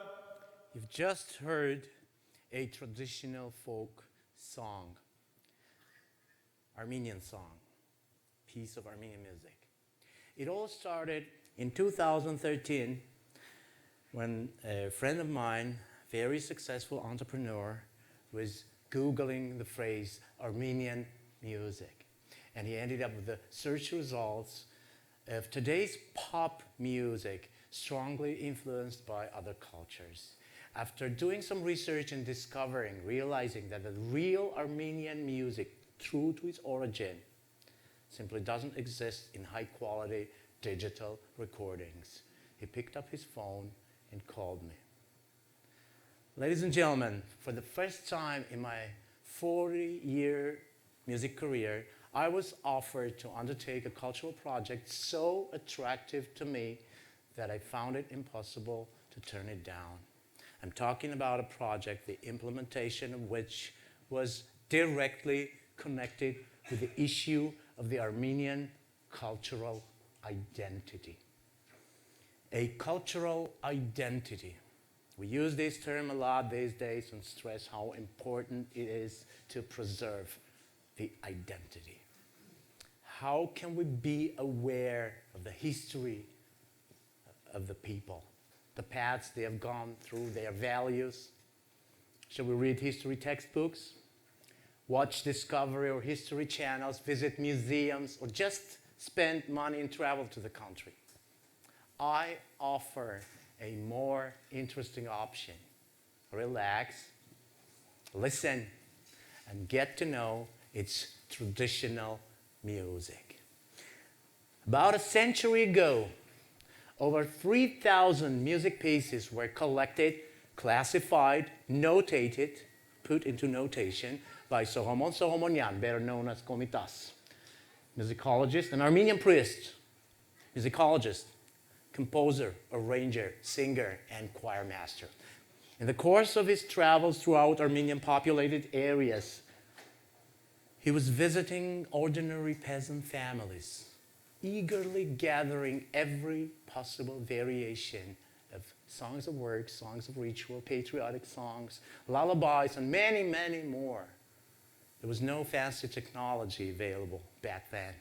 No iPhones, no computers, no internet to speed up the process. All he had was pen and paper, but he was equipped with a great and noble idea to preserve the cultural heritage of the Armenian people and to pass it on to generations to come. Proved to be a powerful tool in the hands of a genius. Every song is a story of birth and death, love and despair, work and survival. Komitas truly believed that these songs, better than any other source, have a powerful potential to reveal to the world the cultural identity of the Armenian people. It is the 21st century out there, and the world is ruled by technology, and I find it is of great help in carrying on the challenging legacy of Komitas, which we are honored to do. So this is how it started. We established the fund, Cultural Renaissance, and launched its first project, Traditional Armenian Music Treasury. We knew we had in our arsenal a dedicated team of professionals, vast music heritage yet to be explored, modern technology, and most importantly, we were completely taken by the idea. But the first obstacle we encountered was the poor state of the archives, be it recorded or sheet music, published music. We had to examine one by one every single music piece, song, among thousands and thousands, transcribe, categorize, classify, assimilate, and prepare it for the recording session. We had to do it from scratch, from zero, taking into account we live in the era of technology.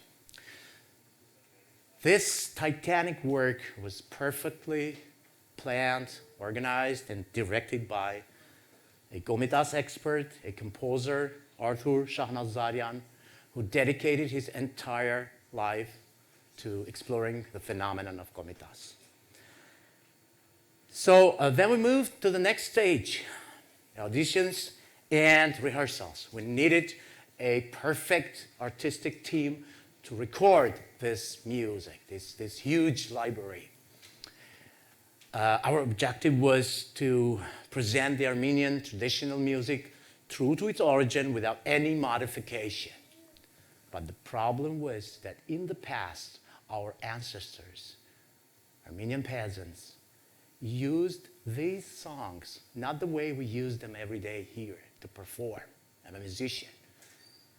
But the music was the part of their everyday life. Like farming song. I remember as a student, I would go to remote villages to collect some forgotten lullabies to record with tape recorder, equipped with tape recorder. It was early 80s. And I remember clearly the old woman we were trying to persuade her to sing a lullaby for us.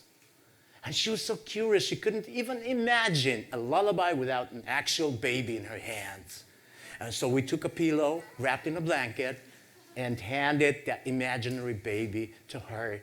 After then, I remember it clearly, only then, still reluctantly, she managed to sing the song. That's amazing. That was amazing. It's a perfect example how strong music and its corresponding life activity were connected emotionally back then. So our objective was to achieve that true emotion in the rehearsal room. We certainly didn't demand that our singers go farming or engage in plowing in order to record farming songs, but instead we did our best to recreate, to imitate those conditions our ancestors spent their lives in those days. Then we moved to the recording studio to record the incredible amount of songs and instrumental pieces. As a record producer, I assure you that sometimes it takes a week or more to mix, to record, mix and master one single song. We did 500, ladies and gentlemen. After that, thank you. After that, we had to transcribe or draw with a computer sheet music from the recordings we made in the course of this project, using modern technique called music engraving. Another enormous task that required highest possible special skills. In doing this, we kept up with the international standards, including transliteration in Latin alphabet. What exactly does it mean? It means that you actually might not speak English, but you can still sing in English using Latin characters. It means an Armenian mother anywhere in the world can sing a lullaby to her baby, even in a non-native environment. This is the potent formula to keep our identity alive. So all this work in its entirety is now available for free for anybody and everybody without exception. ArmenianMusic.am is a music portal that in 4 languages, which is simple and comprehensive. Thank you. This is, unfortunately, this is the old version. Yesterday we updated the design, so if you go online, you will see it's evolving, but still. So this is the website. Every single song comes with the unique identifier. Original dedicated artwork, PDF file with sheet music, with transliteration, the synopsis of the lyrics and its source. Every song tells a story adding up to 500 stories. A story of an entire nation within a single portal. This, ladies and gentlemen, is about who we are, where we came from. This is about us, our identity, a cultural identity. Has anyone in the audience ever felt stereotyped? Raise your hands, please. See? Isn't it frustrating sometimes? Well, I know how it feels. So our mission is to create a society in which we are not defined by physical attributes, but by our rich culture. So this is not one of those projects we come across every day, a job you do for a living. This is a lifesaver we throw into an alien and chaotic waters to save our national identity. This is the best prescription to prevent the developing of a deadly disease of a lost identity. This is the arc that won't let the unique samples of the Armenian traditional music to vanish with the flood. I chose the arc, not merely as a metaphor. One of the finishing touches of this project was a physical creation of a treasure box, which is a music box, physical music box, which brings together all the music pieces, all the recordings made in the course of our project. It will be uploaded. They're uploaded in the computer, and it's mounted on its surface. We plan to present these music boxes, these treasure boxes, to various organizations worldwide dedicated to securing the cultural diversity of our planet. UNESCO, for example. This treasure box, we hope, will allow us to promote the jewels of the Armenian traditional and sacred music worldwide. Until then, you can still search for, discover, and follow us on these social networks and websites. Historically, the Armenians have had no choice but to struggle for the very existence of their kind. In the absence of a united Armenian state, the language, religion, and culture became our weapons that helped us to fight and survive. Today, we have a choice to carry on that struggle for survival, equipped with modern technology and more effective resources. Currently, there are Armenians among us who don't even live or work in their historic homeland, but they invest into projects of extreme importance for our national identity. One of those patriots who took upon himself projects like funding Wikipedia in Armenian, purchasing William Saroyan's estate to save it from oblivion, purchasing Narekatsi's manuscripts, returning them to where they belong, planning and carrying on the unique music project of creating a national music treasury. The person responsible for all these undertakings, a dedicated patriot standing by his people and culture, a friend of mine, you remember I mentioned in the beginning of my story, who called me, Mr. Artur Janebekyan. Thank you, Artur. So, picture a beautiful garden with lots and lots of flowers, organized in groups and patterns, with the same shape and color, very well tended by a gardener. Imagine this garden represents the cultural diversity of our world. And you approach this garden, look around, and you easily recognize tulips, roses, daisies, orchids, lilies. You identify them because the gardeners put tags and signs everywhere. Now come closer. Get down on your knees, take a magnifying glass, and examine every inch of the soil. All of a sudden, you see a tiny little flower that doesn't look like the others. It is one of a kind, and it's alive, and it's beautiful. It has been there all along. How did it survive? The weeds, severe winters, did it ever rely on a gardener's mercy? No. It is still alive thanks to its very deep and extremely powerful roots.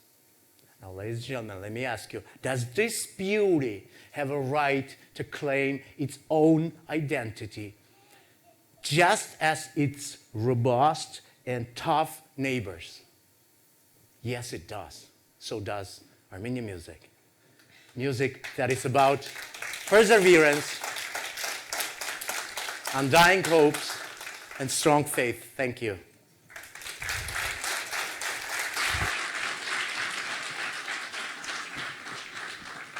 Thank you very much.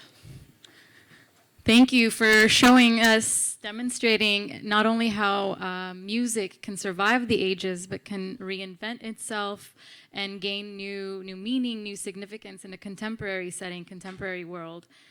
And along these lines, we've been talking a lot today about projects that seek to digitize and archive segments of culture for the purpose of preservation. But what I want to underline is that as a result of the online, multimedia, and interactive platforms that are hosting and housing these collections, their accessibility really transcends the traditional archive. It's no longer, these cultural products are no longer limited for the use by scholars, by researchers, but they're open to the masses. They're accessible to all of us to take from as we like and to incorporate, integrate them into our own areas of interest and thereby cultivate cultural production.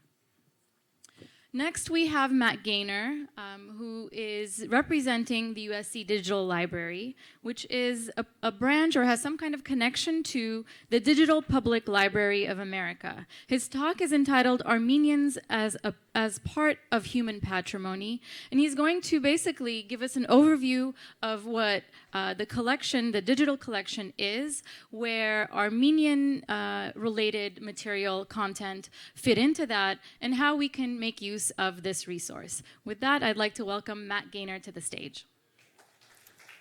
Thank you. Hello. I am thrilled to be here today. Such an exciting day full of projects and people who are doing meaningful stuff to transform community. And the idea that a digital library can play a role in that is truly exciting. I'm here today to talk about the USC Digital Library, to give you a little bit of a look behind the scenes at what we do. Then I'm also going to talk about how we work with this project called the Digital Public Library of America to extend the reach and deepen the impact of the materials in our collections. And finally, I'd like to put out, if we have time, a brief call for suggestions and some conversation. So what we're looking at on the screen right now is actually the beginning of the USC Digital Library. These are screenshots from the 1990s. Mid-1990s, from a project called Information System for Los Angeles.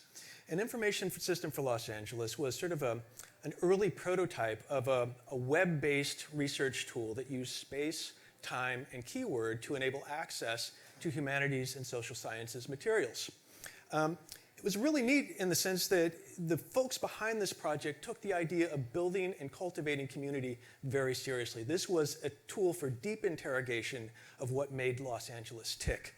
Now, after this website sort of ran its lifespan, we took the collections and moved them into the USC libraries. And the USC Digital Library has been growing ever since. So what does the USC Digital Library do? Well, it's a web-based tool. I should start with that. It's free. It's open access. Anyone can use our stuff for whatever they want. If there's licensing and that kind of thing involved, then we have services for that. But generally, for teaching, learning, and research, the stuff is just there for the world. We digitize and catalog any analog format, things like photographs, maps, manuscripts. We also handle things like time-based materials, video and audio. We preserve digital content. What does that mean? It means that we make sure that the bits that are in those digital files never disappear. We enable a variety of access to those collections, and we share our collections as aggressively and broadly as possible. So for digitization, we'll take a quick look at what these services look like. So we've got great facilities at USC for handling things like audio and video. This is a picture, it's a little bit dark, I apologize, of one of our machine rooms that's full of things, full of racks of computers and audio equipment and video equipment that allows us to do hundreds of thousands of hours of time-based materials every year. We have similar facilities for still images. So over here you're seeing things like an apparatus for digitizing books. Over here you can see something for oversized material. So we do this stuff pretty well at scale. And we work both with USC collections, but also from collections literally around the world. Now, once the collections are digitized, they get described, and they get moved into something called the USC Digital Repository. Now, the repository is a really essential piece to any digital collection because what it means is that we have the ability to preserve these files over time. So every time a file goes into the repository, think of it as getting a thumbprint, and then we can measure that thumbprint over time. We use something called SHA-1 fixity for those of you who are techies, but we're constantly monitoring the bits. And the digital library has about 1.4 million files at this point. But those files only take up a fraction of the space in the repository. The repository has its roots with the Shoah Foundation Institute, which came to USC several years ago. And along with the Institute, lots of really smart people and incredible infrastructure. So the infrastructure was developed around a collection of 50,000 oral history videos of Holocaust survivors. And when these were digitized, they took up about 4 petabytes of space. So lots of disk space was required to manage this content. That has attracted additional collections, and the digital repository is now close to 100 petabytes. At least we're working towards that, with a goal of 2 exabytes. So lots and lots of data. In the digital library itself, though, again, we've got about 1.4 million files, about 50 collections that represent about 150 sub-collections. Now, these collections can touch on anything that might be of use to teaching and learning and research at USC. So, for example, we've got everything from how the streets were made to the information about and photographs of the international missionary movement. So, really neat stuff covering a broad range of topics and histories. We get about 500,000 visitors a year, about 50,000 people a month. And the neat thing about the number of visitors isn't the top level number. It's that last month, for example, we had visitors from 188 different countries. It's really interesting to think about localized collections having that kind of reach. We have a fairly well-developed program to publicize our materials. So we use social media like Twitter and Pinterest and this kind of thing, but we also do regular feature articles in local media. We also have services if we want to do things like sell prints or license our collections. So we do both the finding piece and the getting piece. And this is really important because as our user base grows, it's hard to keep up with the demand. Along with our primary website, the USC Digital Library, we have a series of secondary and tertiary gateways that we've developed to allow access to specific subsets of materials in the digital library. So for example, the International Mission Photography Archive is stuff just related, it's about 100,000 photographs related to the Catholic and Protestant missionary movement between 1860 and 1920. The Trojan Family Archive, on the other hand, is just stuff related to USC's institutional history. So we have lots of these kinds of things. In addition to the websites that we maintain, we also share certain content with external platforms that are specific to certain kinds of content. This is OpenEye, it's a National Library of Medicine project.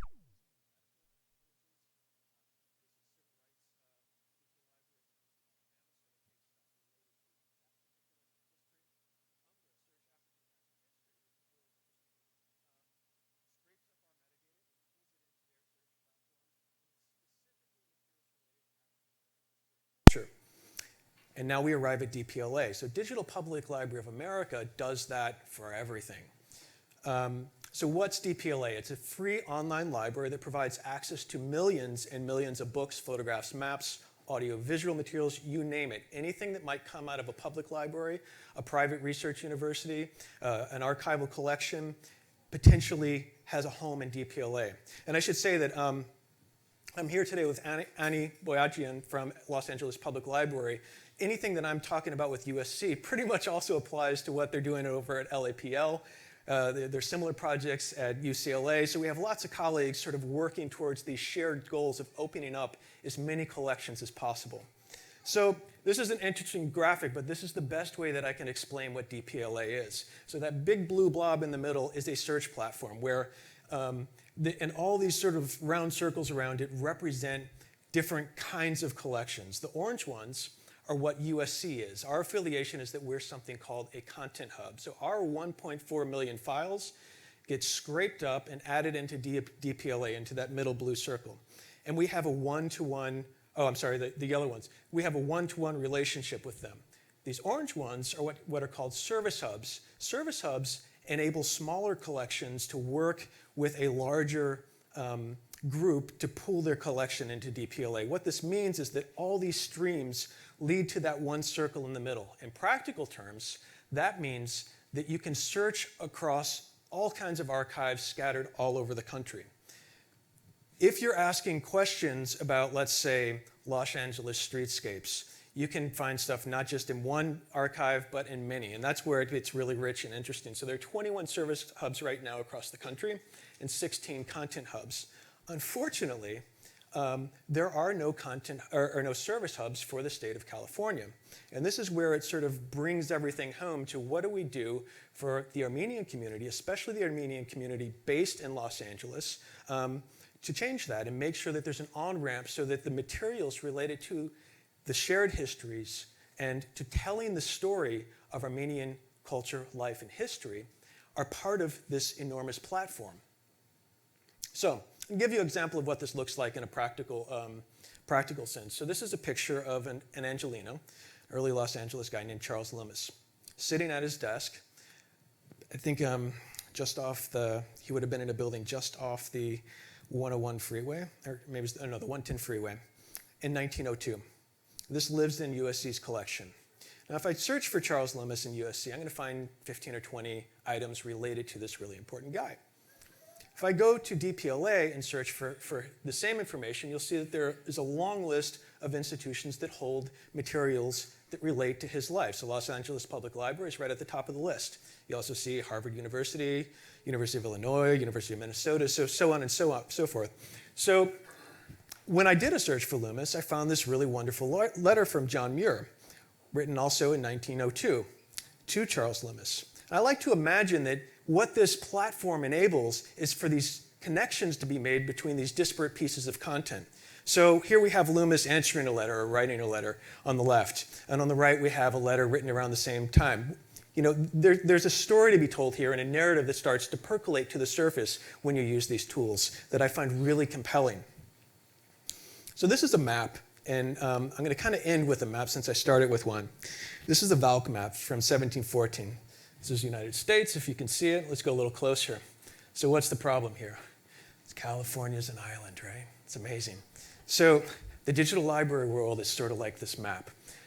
It's very much anchored on the East Coast. And what we're trying to do at USC is change that. We're trying to bring more collections into DPLA that speak to the collective histories, the shared histories of people in this part of the country. Now, when USC joined DPLA, there were 2,000 or 3,000 things related to Los Angeles and California history. Right now, there are 376,000. A lot of them come from USC, which is a great number. That's significant, and it's making it so that resources are starting to flow this way to do even more work. So for example, there's a collaborative between USC, the California Digital Library, Los Angeles Public Library, and a couple other places to create a service hub to make it so that small collection holders have a path to get their stuff into this important platform. So I'm going to end, though, with two important numbers. So the top level numbers that I started with were 1.4 million items in the USC Digital Library. And I don't know if I might have breezed over it, but close to 12 million items in DPLA. Anyone want to guess what these two numbers are? These numbers are our collective problem statement. So at USC, we aspire for the digital library to be an essential tool. We want it to be a tool so that if you're doing research about any community in Los Angeles, you can't do serious work without at least consulting our materials. These numbers are a call to action. So out of the 1.4 million items in the USC Digital Library, if you search for the term Armenia or Armenian, you get 2,179 results. That's not enough. It's even worse with DPLA. So if you go to DPLA, out of 11,776,547 records right now, if you search for Armenian or Armenian, you get 6,385 returns. Now, that's not the whole picture. Clearly, I'm not searching for people's names. I'm not searching for cities when I do the search, but it gives you a sense that perhaps there is underrepresentation. And the real problem comes into play because when the students who are studying at USC now begin their research, it starts with a screen. The problem is it also ends with a screen. They almost never make it to the physical archives, right? So most start with Google. The really sophisticated ones will move on to resources that we license, EBSCO, LexisNexis, this kind of thing. But seldom do they get to the point where they're using physical stuff. Now, if collectively as a community, we want to be able to tell the story, the important, profound story of Armenian life, of Armenian Americans, of the collective stuff that's been talked about for the last several hours on this stage, we need to do better. So with DPLA, with the USC Digital Library, I guess my call is, what do we need to be doing different? Where are the collections that we can help surface? They don't have to come through USC, but we want to make sure that the next generation of students who come along have the materials available to them and they can reach them where they work. And my sense is that we can do better, and I'm really excited to have an opportunity to sort of put out this call. I'll be here the rest of the day. Ani and I are at a booth outside. Come and talk to us. Tell us where the stuff is. Tell us what we can be doing differently, because we think it's really important that the materials that tell the story of everyone in this room reach the next generation. So thanks so much for your time.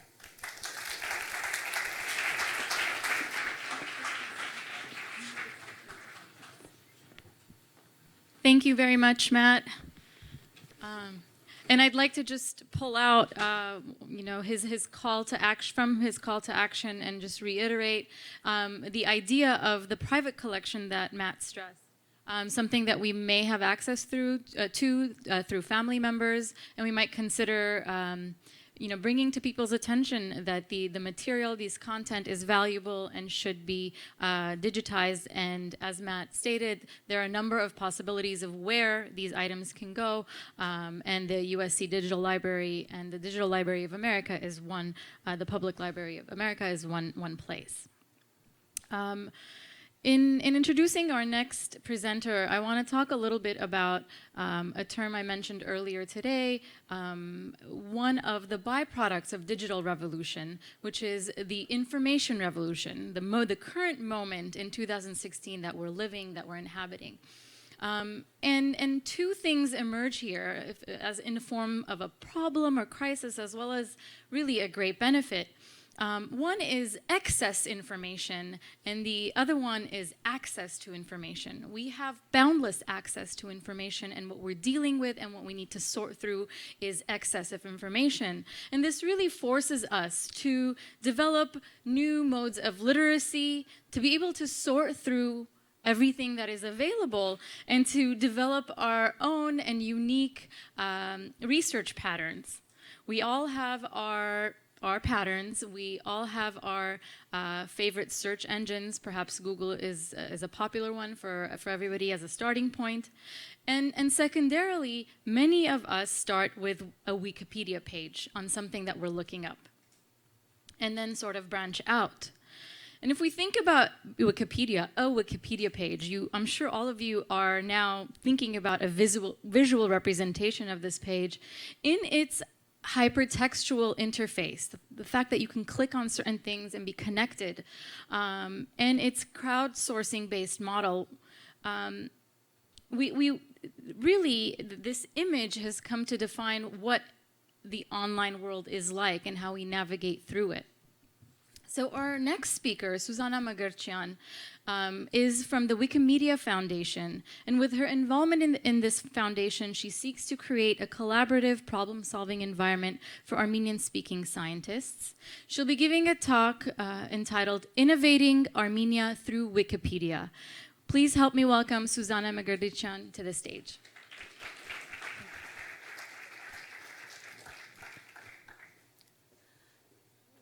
Hello, everybody. Sorry for my poor English, because I started speaking English in 60s.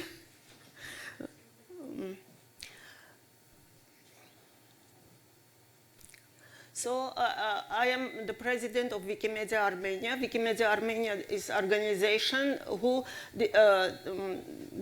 disseminate Wikipedia projects and teach how to edit Wikipedia through Armenia and other in the diaspora as well. I am sure you have been there. Everybody uses Wikipedia, I hope so. But you know about Armenian Wikipedia? Who uses Armenian Wikipedia? And you saw how rich is now Armenian Wikipedia. About 200,000 articles in Armenian Wikipedia now. Wikipedias are in 291 languages. A few years ago, Armenian Wikipedia was in 92nd. But now Armenian Wikipedia in rating of, in 2 languages, Armenian Wikipedia is 38, in 38th place. So it's not bad, I think, for Armenia. These are all projects, Wikimedia projects. As you can see, there is a Wikipedia, Wikibooks, Wikisource, digitized books in Wikisource, Wiktionary, Wikiversity, Wikivoyage, and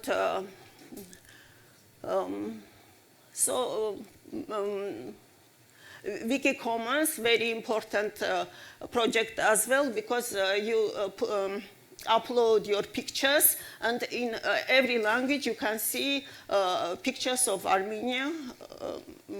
In English article, in Armenian article, in Russian article, in Spanish as well. What we just disseminate these all projects within students to enhance Armenian content in internet. In the world, there are 40 Wikimedia organizations, and Armenia is one of them. And in our region, only Armenia has Wikimedia organization. Turkey, Azerbaijan, Georgia, none of them have Wikimedia organization, only from former Soviet countries, Armenia, Ukraine, and Russia.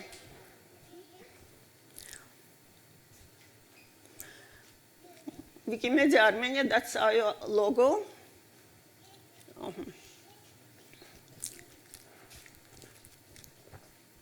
What we do? We disseminate free knowledge in Armenia and through education. Wikipedia is a great platform for education. Not only using, but just for students to improve their knowledge, to improve their spelling in Armenian, improve their thinking even. What we do, I say that there is a wiki source. We have this scanner in our office, and everybody can come to our office in Yerevan and digitize his book or give us, if it is past the border of 70 years from the date of authors. We digitize many books, and all Armenian encyclopedias we have in Wikisource. Our education program. In many countries, education is used for Wikipedia and Wiktionary used for education program, but only Wikimedia Armenia bring new approach to this. We organize this Wiki Camp and Wiki clubs. Since 2014, Wikimedia Armenia has organized 7 wiki camps in Armenia and 1 in Lebanon for Western Armenian. Our sponsor on wiki camps are Wikimedia Foundation. Headquarters of Wikimedia our headquarters is in San Francisco. They finance all our wiki camps, except for Western Armenian. Sponsor is Gulbenkian Foundation. We close working with Gulbenkian Foundation. With Gulbenkian Foundation, we organized last year in Lebanon, Wiki Camp, and this year in Portugal. But not only this, we have organized last year for teachers from Lebanon in Armenia, Wiki Week. And we teach them how to edit Wikipedia and how to disseminate Wikipedia in their schools and universities. Now in Lebanon, in several schools in Lebanon, there are wiki clubs. This year we are going to organize Wiki Week from all the diaspora. We will announce about this, and you can submit and participate.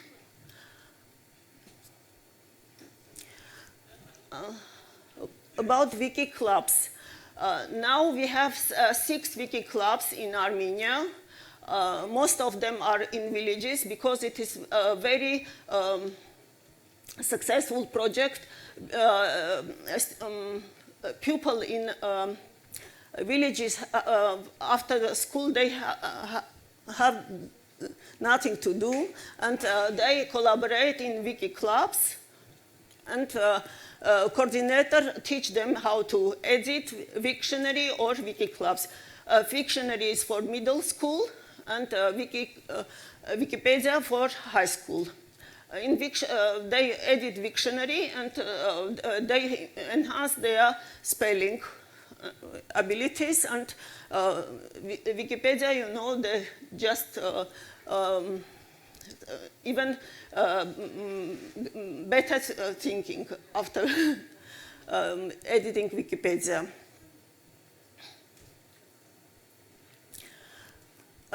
What we need for wiki clubs? My dream is to establish wiki clubs in all villages in Armenia. We need place, municipality give us place, room in municipality, and sponsor gives laptop and internet, and Wikimedia Armenia gives wiki guide, wiki coordinator, trained wiki coordinator. And after we give all information about Wiki Club, how you can just click on link and see what is going on, which students, how much edit, which article is improved. That's all. And this is municipality gives space, Wikimedia Armenia coordinator and survey, and sponsor funding. It's very few funding. It's need about $100 a month. You can even yourself do this. Not send money to Wikimedia Armenia or something, just we can connect, and you will show how great works it. We have here, this is, I want to show one of the wiki clubs in Armenia, please. No, video, please video. CTRL click.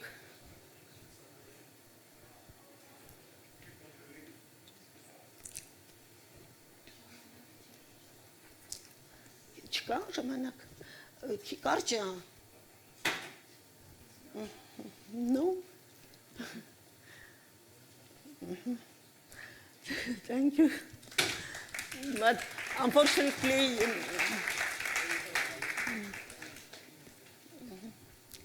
any questions?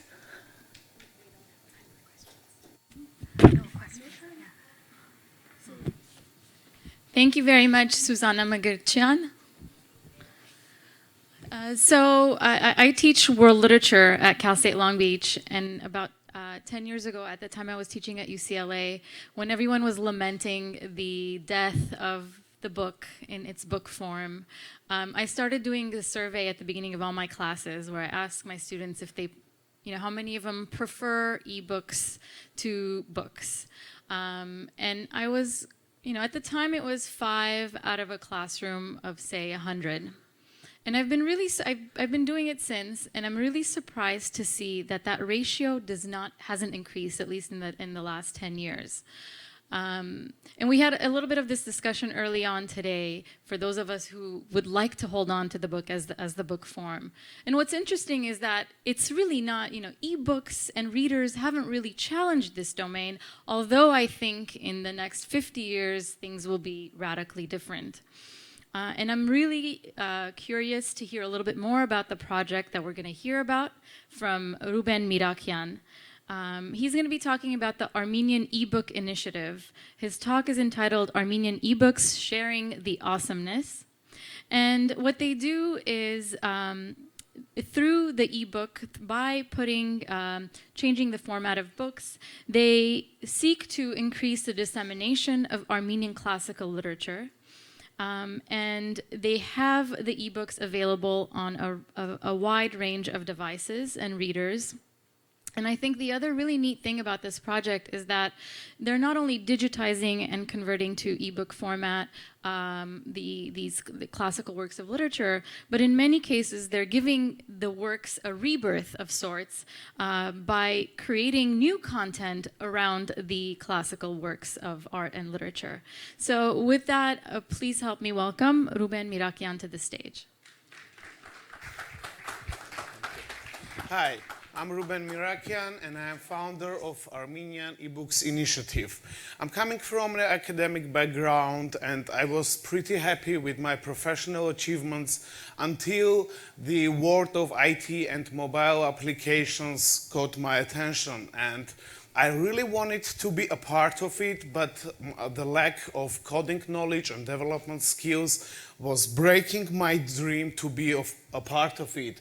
And that is when I came across words by Steve Jobs, where he said that technology alone is not enough. It should be mixed with humanities. It should be mixed with liberal arts for the best results. So I went to App Store and I was digging the App Store in order to find any area that could be more or less that could match more or less to my background, my skills, and I found out the ebook stores, and this was the first time I came across the ebook and decided to develop something that will be related to ebooks. So together with my colleague Marat Yavrumian from Yerevan State University, who is sadly not present here today, we went to major ebook stores, the Apple iBook Store and Google Play. And we felt like confused Travolta as we couldn't find any book in Armenian language at all. There was no Armenian language on both of these stores. And our decision was made. We decided to start Armenian eBooks Initiative to spread Armenian literature, to introduce it, and to disseminate it all over the world. So we started it as Armenian iBooks Initiative, but soon after our launch, we received a warning from Apple telling that iBooks is their trademark, and not to get in bigger troubles, we changed it to Armenian eBooks. However, we remain iBooks on Facebook because by that time we had already more than 1,000 followers on Facebook, and we couldn't change our name there. So don't be confused with our two names. It's ebook on the website, armenianebooks.com is our website, but Armenian iBooks is our page on Facebook. It wasn't the last letter we received from Apple Incorporation. Actually, we soon after our registration with Apple as a sellers, we found out that there was no Armenian language at all, and even we couldn't put Armenian language as a language of description of metadata. So we had to upload books in Armenian, but put English in the description field. That caused real troubles when searching books, and it was a real mess. And we kept on writing Apple. We were writing like dozens emails every week, asking them to add Armenian language on the list. And finally, one day we received a notification, an email from Apple, and they confirmed that they have added Armenian language in line with Georgian and Abkhazian, but we were especially happy for Armenian language. So we changed every description, and we could make it clear so people can now easily find the books available on iBook Store. Launched in late 2012, we managed to upload, to digitize, to create around 60 books. We have classics, we have modern and contemporary authors, we have cookbooks, travel guides, fairy tales, books for kids, but there is something that really we like to do it, and this is interactive book. Interactive book is more or less, is much more like the application than a book. And those are a few examples of the books we've done. This project is called Yerevan 20th Century. And if you can see, it has a lot of video and media material and huge picture image galleries. The second project is the book by Levon Avdoyan, and this was made in cooperation with Library of Congress. This is the Armenian collection of Library of Congress, and as you can see, you have zoomable maps here, a lot of images, searchable text, and all the advantages of the interactive book. So, and the third, the last one, this is a travel guide on Armenia. We have made it especially for Noyan Tour Travel Agency, and we've made this book the way the reader can book a tour directly from the ebook. So every chapter of the book is named as a tour that is offered by the travel agency. And we have implemented a lot of video materials here as well. As you can see, it's very attractive, and this just changed the way people were used to reading the books. One of our most best-known projects was Tumanyan to Every iPad. This was a crowdfunding project, and we did it on Indiegogo.com, and we asked funding for 7 illustrated books by Hovhannes Tumanyan, but eventually we collected even more funds, and we were able to make another project with the National Center of Aesthetics, and we have now a volume of the books illustrated by children of this center. Talking about the crowdfunding, this is our last project, and we are just about finishing it. This is musical cartoon. It's based on Tumanyan's fairy tale Anban Huri, and this is something we made in cooperation with Multart Studio. We are just finished this. We are on the last stage of finishing this project, and hopefully we will bring this cartoon for screening to LA maybe later by October or November this year. So this was made through Indiegogo platform as well. We just collected funding for the cartoon, and we are not making only the books. We have a couple of projects that we are doing on a regular basis. We are cooperating with American Corners, Yerevan, and we have a program on illiteracy, and we are going to regions. We are not keeping our knowledge in secret, and we are trying to sharing it, and we are trying to get volunteers and get interested people in our team so we could do projects together. And right after my return, we will go to to Kapan, where the last stage of our program should be. Besides, we are collaborating with US Embassy to Armenia, and we have a couple of books available for free. You can check it through our website. It's Palacios Bonder and Clara Barton. And we are open for any kind of cooperation.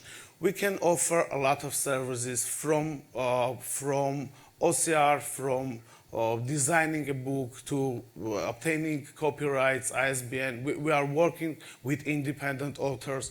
We have digitized 3 books by Aline Bezdikan Shirajan, you may know her, and we are open for any kind of cooperation. And thank you, and I hope you visit our website, armenianebooks.com, and you please feel free to come to our booth that is outside. Thank you.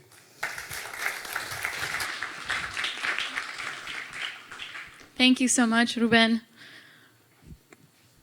In listening to that part of the talk, when Ruben was talking about the inexistence of Armenian as a searchable language, and I started thinking about today's presentations and how in many ways, we're just entering the digital realm. So many of these projects are really laying the groundwork for future possibilities and future projects to come. And I also remembered in our yesterday's meeting with the presenters how so many of these projects are, many of them are professional projects, endeavors, but so many of them are volunteer-based as well. And as this morning's talk by Razmik Panosyan pointed out, the need for a Western Armenian corpus in order for various projects to exist. I just wanted to reiterate that point of really breaking ground with these projects. Our next presenter is Dr. Gayane Shagoyan. And she'll be talking about the project called Armenian Totalitaris. Her talk is entitled Digitizing Memories of Soviet Repression. The website, which has a corresponding active Facebook page, seeks to build a collective memory of Soviet repression. And in many ways, because of its activity, the corresponding activity, it's a project that transcends history and transforms the way Armenia's current political landscape can be understood. And so we're going to hear a little bit about the intersection of digital humanities and activism. With that, I welcome Dr. Gayane Shagoyan to the stage.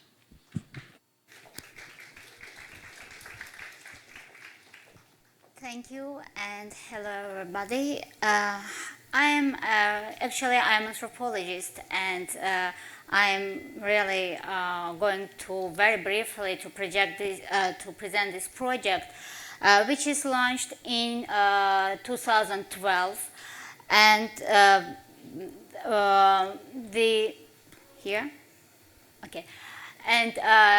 it was done jointly by Hazarasha NGO, which I represent at the same time, and DVV International. I would just to remind you that last year, when the Pope made his speech on genocide, he emphasized Stalinism as something equal to fascism, to the Holocaust, and to the genocide. But it was not perceived for everybody as something very right, in the right way. Especially in Russian language media, it was harshly criticized, and even in Armenia, a lot of people perceived it as something very strange, and usually even scholars did not put this such of things in the same basket. But for those who were affected by Stalinism, the Pope's message was the definition of their lives. It was for example, Sergei Khushudyan's father. He was a genocide survivor who was raised by Tsarist Russian soldiers and trained by an army cook, And then this capacity of cooking he used for all his life. Later, when he served in Soviet army during Second World War, he served as a cook. But the very first days of the war, he was taken captive by Germans, and even in Nazi concentration camp he worked as a cook. But later, when the Second World War was over, he was exiled to Siberia in 1949 by Soviet authorities as a war prisoner, and it was the only place where he couldn't work as a cook and was sent to the hardest job, forest cutting instead. So he died there, and he died on the same day when his rehabilitation letter arrived. So Sergei Khrushchev's father, as for the Pope, the genocide, fascism, and Stalinism are the links of the same chain. Look at this woman. She is Naomi Arshakyan. She is a 70 years old woman who lives in village Tatev. You know Tatev, now it's very famous, but in fact it's a very small, tiny village, and her grandchildren learn their grandmother's story through the same web page. Of course, they knew about the family exile story in general, but they didn't know the details. They never asked her to tell about it. But as a very educated and curious young people who are frequent internet users and very active social networking, they rediscovered her grandmother's story through computer display while she was next to them. This is their reality, and this is the situation in Armenian village. And the writer and journalist R.P. Volskanyan publicly shared our website on her Facebook and add this kind of notice. When my mother learned that a museum memorial for the repressed was opened in Yerevan, she gathered herself and came to Yerevan from Moscow to visit this place as she would visit her father's grave. We bought a lot of flowers, climbed the cascade to discover that the memorial was closed and it was an abandoned and empty place. When this website was launched, I understood that this is the real museum and memorial, and I told my mother that she now finally had a place to tell her father's story. And you can see here some pictures from this memorial. And she added, when this website, I just wanted to let you know that we have this website full of human stories that makes a history out of bitter period of our past, that is, makes it really past. I would like to continue RP's thoughts and emphasize that actually we had left these people alone with their pain. And this pain never became a part of mainstream collective memory. And nowadays, with means of modern technology, we can share this pain with these people and can empathize with. We should remember that millions of peoples were dehumanized under Stalin totalitarianism. And while some former Soviet countries have already processed their history, in Armenia it was shadowed by the genocide trauma. Many victims really forgotten. No, they have no names, no even gravestones. The only people who remember about them, maybe their family members, but even they don't know where they are buried. So that's why our project started work with National Archives of Armenia on making database which is trying to collect all the names of the victims in Stalin era repressions, and now we have already database which includes 12,435 names and other kind of information. People who were deported from Armenia into Siberia only over one night. It was June 14, 1949. Unfortunately, even this number doesn't cover all the statistics, because Armenians were deported not only from Armenia, but from Georgia, Azerbaijan, southern Russia, northern Caucasus. And we don't have access to this kind of archives. However, we have a diary which was written by Arpenik Alexanyan. This is a young lady, the second one here, who was just a student of medical institute, and she was exiled with her family to Siberia. And as other Armenians, she learned that she was deported as a Turk, because for Soviet bureaucracy, people were just categories and numbers, and nobody go deeply in the details.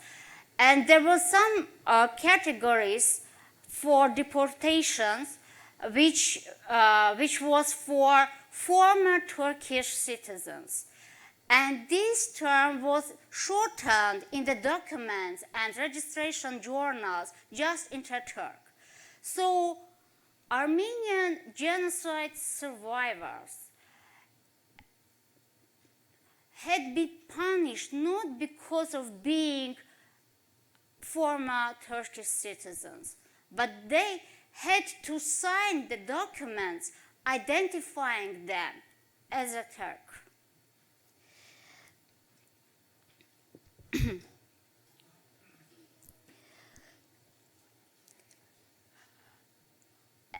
As it was mentioned, besides our website, we have very active Facebook page with the same title, Armenia Totalitaries, and it had managed some, it triggered some civic movements which could react and impact on the reality. It was some very curious, interesting situation with erecting monument to high-level Soviet official Anastas Mikoyan, and this Facebook group was some kind of platform which coordinated the anti-monument campaign.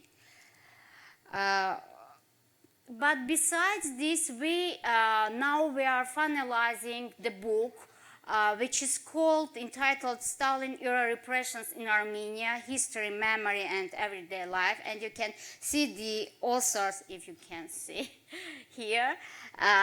They are also anthropologists, and that's why the main part of the book are memory of the victims of Stalin repressions period, and family narratives, diaries, and so on. But besides this, the last point, we have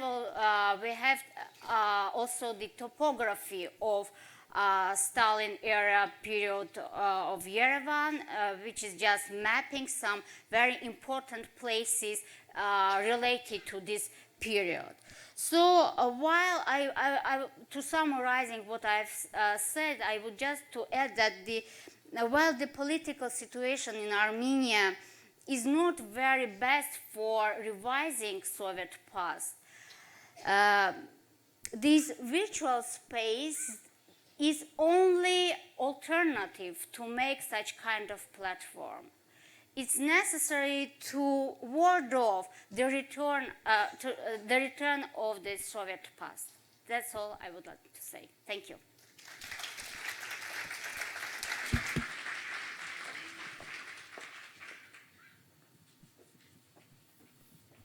Thank you, Gayane. As you were talking, I was thinking back in 2013, if you remember, the big buzzword of our era, selfie, was coined in 2013, and the Oxford Dictionary introduced it. And the very same year, there was another word also coined, and the word was slacktivism. Any of you, I don't know if you've heard of this term, but it's basically, it refers to the form of activism that we very frequently engage in that doesn't require us to leave the comfort of our home and our chair, right? We just click a button and sign a petition, click a button and share information, and we raise awareness, right? Gayane's talk is sort of made me think of how projects like hers really challenge the idea that slacktivism is what our moment is about, and that real forms of activism cannot be possible. And if we think about the contents of her project being linked to social media, and really raising awareness about a period in history, a repressed period in history about repression, and how that can really bring testimonies and voices to the surface. I think it's quite promising. So our next talk is called Digital Humanities 3.0. If you took a look at our program today, this is the second of that same title. And so in contrast to most of our talks that are project descriptions, these talks are a little bit more forward-looking. And our second one today is going to be given by David Yan, who holds a PhD in physics and mathematics. He is the CEO of Abby, which is an international software company that provides OCR, document capture, language software for both PC and mobile devices. And he's also the founder of IPE School in Yerevan, which has reimagined traditional schooling by integrating contemporary learning technologies in its educational structure. Please help me welcome David Yan to the stage. Thank you. I'm very much pleased to be here, and today we want to speak about digital humanities.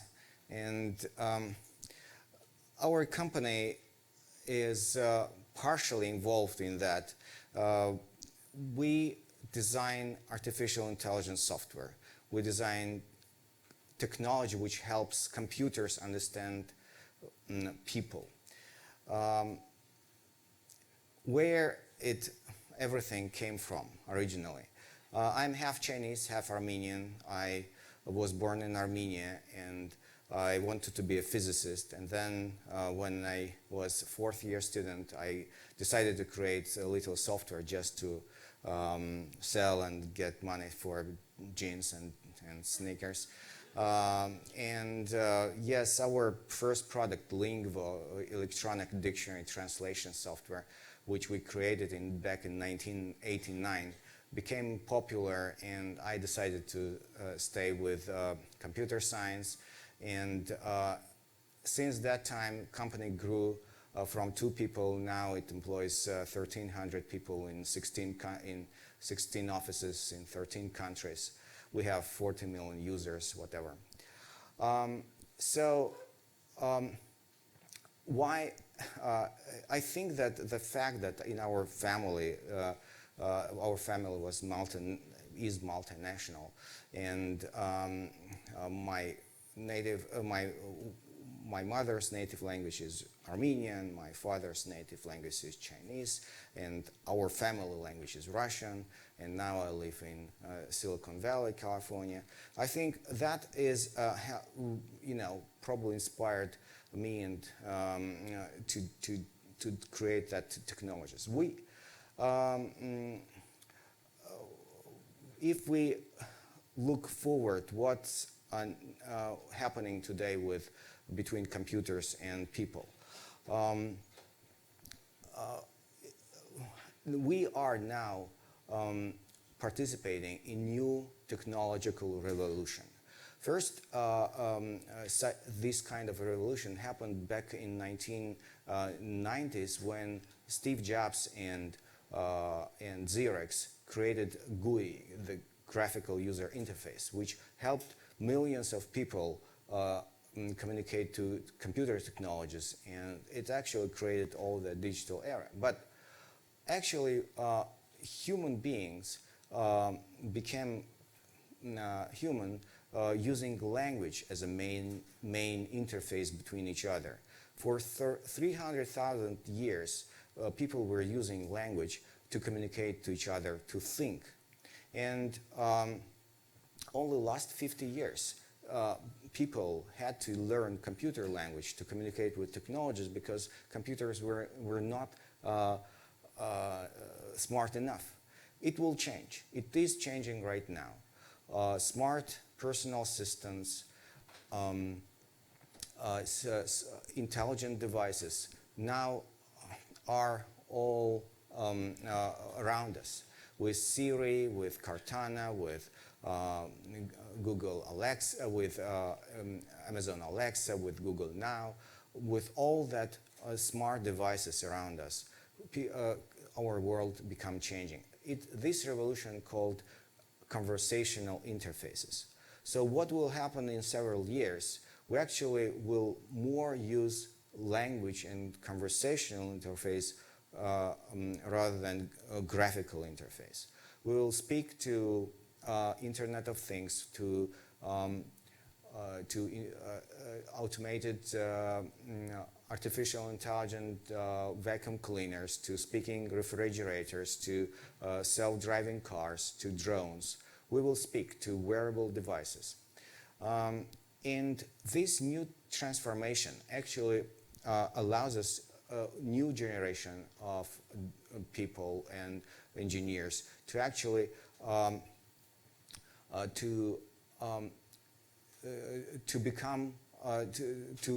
contribute to the future. So, like every time when the big shift happens in platforms and in technologies, new unicorns appear. Remember, 5 years ago, nobody knew Uber.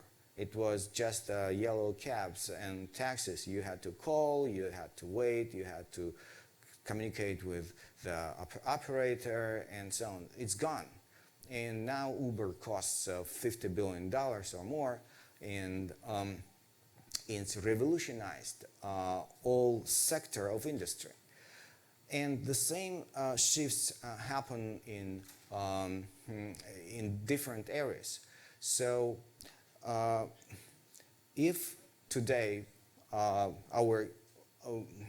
we who are students and engineers will now think about how new technologies, AI technologies, could be applied to the same needs which we had all the time, it will probably give new ideas for businesses and successful projects.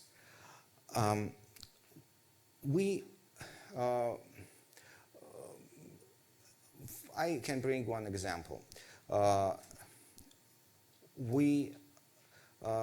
How can be that artificial technologies be applied to our real life? 40% of people in developed countries are actually lonely. They are not married, or they divorced. They look for for the partner. And this problem is incredibly huge. Today, technology can actually help people to get together, to find each other with intelligent way. So you don't have to describe yourself. You don't have to fill out long form. You don't have to be frustrated to put yourself on the shelf as a product to be on this kind of market. New technologies actually involve people into a club where you speak to the strangers, but actually more you speak, more system understands who you are, what you're looking for, what's the best person in the world who should be connected with you. And again, look how this combination between conversational interfaces and artificial intelligence may connect and address incredibly big problems. One of such products you can try, it's called High Club, and another project was built by great Armenian guys, Hrachik and Tatul Ajamyan, their product called Wakey. And now it actually works with hundreds of thousands of people in US and millions of people in other countries. Another way to apply artificial technologies and our current needs is to connect AI engine and messengers. Messengers are took so much attention last years because they are kind of invasive communication channel. When you have incoming voice call, you have to interrupt and everybody should stop and you have to speak. But messaging is so popular because it's invasive. It doesn't interrupt what you do, and we today are multitasking people. So we simultaneously do a lot of things. So combination between artificial intelligence and messaging, it's huge field of of innovations. You can use artificial intelligence to take orders for pizza, for restaurant delivery. You can use artificial intelligence to do reservations, to buy stuff, and to search something. I want to just a little bit open up the vision of what could be done today in technologies, how it connects to technologies. But what important is actually the topic of our today's forum is a connection between culture and language. And we understand that we are people. We speak natural language. So it's interesting to see, how cultural part of today's forum is connected to technological part. Also, what I'm saying is might be important because these technologies could be developed remotely in different countries. Yes, I mean in Armenia too. Armenia as a country can be integrated to the international technological world with technologies, with intersection between technologies, culture, language, music, arts. In the end of my speech, I wanted to use this 1 minute to show if we can show that movie. We are not only developing technologies, but we also want to invest. Can you turn it on? So without sound, we just cannot see the picture.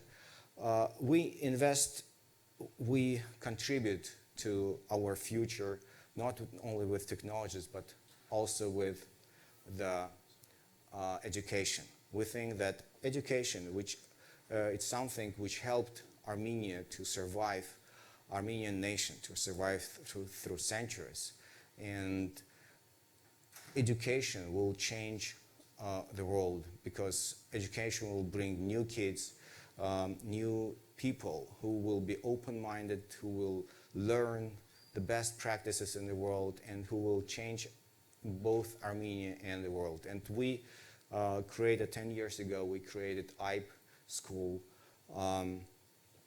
which now is the home for 400 kids, and our graduates from IPE School already got accepted to Berkeley, to Stanford, to Harvard, to MIT, to the best universities in the world. And some of them already are successful, already built something, already trying to contribute back to Armenia. So, and this is, IPE was done by a group of people. Today, it's 200 people who help the school and who believe that the changing Armenia and changing the world is actually possible through education and through new generation of people. So thank you for being here, and thank you for helping to change the world.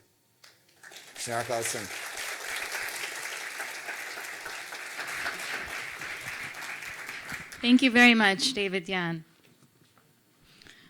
Given the fast pace of development in digital technology, as we just heard, the quick shift from graphic interface to conversational interface, it's going to be interesting to see how language as a form of communication and language as an aesthetic form of representation that's integral to culture are going to transform, keep up. We've been talking a lot about the changing ways of seeing, how our reading practices and writing practices have been changing. And with our next talk, we're going to take a look at how the digital domain affects our memory and our process of archiving and remembering. Our speaker is Dr. Ruben Adalian of the Armenian National Institute in Washington. His talk is entitled Virtual Genocide Museum, and that's exactly what he'll be talking about. He'll be talking about the online museum that was inaugurated on the genocide's centennial, which situates itself as a place of reflection and learning. It has a focus on education as a means of prevention. Please help me welcome Dr. Ruben Adalian to the stage.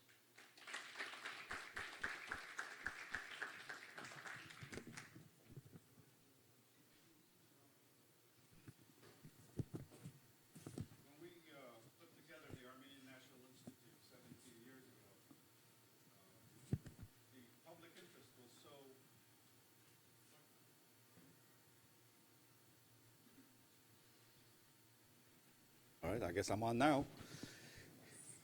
The public interest was so high that Institute was simply overwhelmed, and it became a major issue to figure out how to respond to the public interest, how to identify what that audience is, and what is it that they're looking for. And very soon we realized that the only way to cope was simply the enormous number of inquiries was to create a website. And what you're looking at is the beginning of what will become eventually the online museum, but this is the origins of the whole concept of how to represent the Armenian genocide to a broad audience. And the audience was not confined to the Armenian community by any stretch, but we always had the larger public in mind. And over the years, as you can see the different sections, and there's no time to go through any of this in any detail, gives you an idea of the components to the site that we've created over the years. And then we ended up having to create a column on the left side in order to give you sort of the shortcut to the sections that we realized were the ones that became the most popular. But the question that came up most frequently, since we are a Washington-based organization, was the official record on the Armenian genocide. That seems to be the central driving question for the Armenian American community. And typically it's also the question from the media, it's also the question from policymakers and other personalities in Washington, certainly elected officials and policymakers. And so it became critical to find a way to post all of that material, but when we started out 15 years ago, these documents were simply not available. They had to be found in archives, in libraries, anywhere else, in newspapers, and consolidated into this compilation here. And it's broken out into these categories, as you see here. The one that is central to our keeping a record of the formal recognitions of the Armenian genocide, that is to say, by governments, is this compilation here. And if you go into the documents, it's the official document. The site only posts documents from an official source, a governmental source, a governmental publication. We won't rely on a media report, because typically you'll find that something isn't quite complete. It's not 100% accurate, and you have to go back to a source that you can rely on. The presidential statements obviously are asked about all the time. And since we're in California, I thought you'd be interested in seeing how many records there are from Sacramento on the recognition of the Armenian genocide. Soon as the centennial was approaching some years back, it was very clear to us that the press was for visual material. And so we created these digital exhibits, and it's out of that, and I'll just show you one picture and then simply move on, that we came to the conclusion that we really need to create an online museum that's part of the general experience that people really wanted to have. And if I, oops, now what do we do? Go back and, which button is now?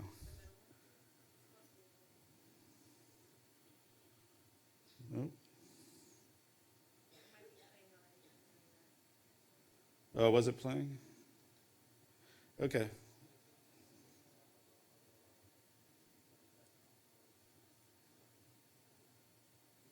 Just leave it here? Okay. Let's see what happens. It's supposed to kick in as a video at some point. This site, this is a separate site from the Armenian National Institute site. And it is, since, as I pointed out, ANI documents things, the museum site is designed to tell a story. The ANI site does not tell a story. It simply provides the evidence so that you can reach your own conclusion on the basis of what's there. In this instance, it's just the opposite approach.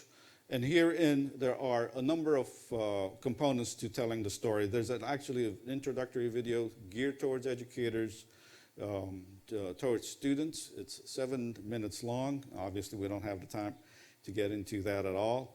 The storyline is what I hope to explore a little bit if I figure out on how to operate all of this.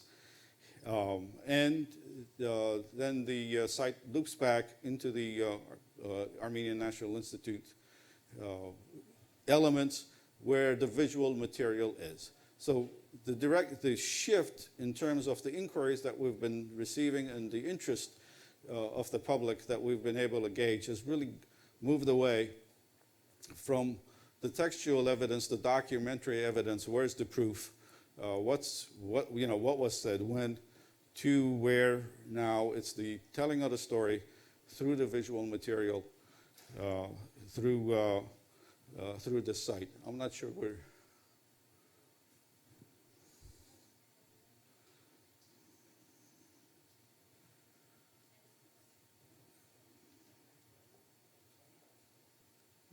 It's not doing it.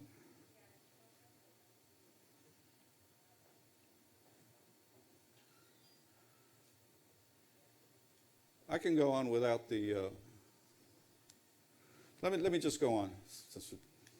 It's all too sophisticated for mine. I'm not the technologist behind it, but the point of a museum is, like any place that you go to, you walk into in a lobby, a hall. You're first introduced to the story. And from there, you have to decide where, which gallery you're going to go to, which direction you're going to go. And on the left side, you can see that we've broken it out. Those galleries actually open up, so you can scroll through the story at your own pace. It's got the whole narrative. You can listen to the video, which has got another way of telling the story. And then you move into the galleries. And this is where it breaks it out so that all the components from the start of this Armenian genocide to covering its legacy is covered. However, unlike the National Institute that I showed, we decided that we need a much larger framework in order to communicate what we thought and what it was clear the direction of the thinking in general among scholars and in the public as to what is the problem of the Armenian genocide and how to understand it in a much broader and global context.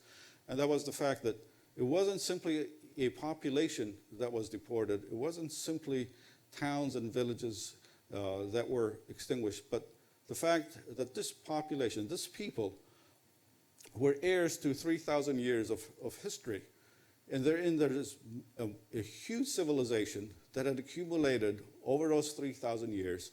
And so the framework in which we look at, unlike confining ourselves to 1915 on the Ani side, in this case, it's the entire history of the Armenian people. And so it starts with a look at Armenian civilization, so that when you get to the end of the story, what you're seeing is described as the legacy and the consequences of the Armenian genocide.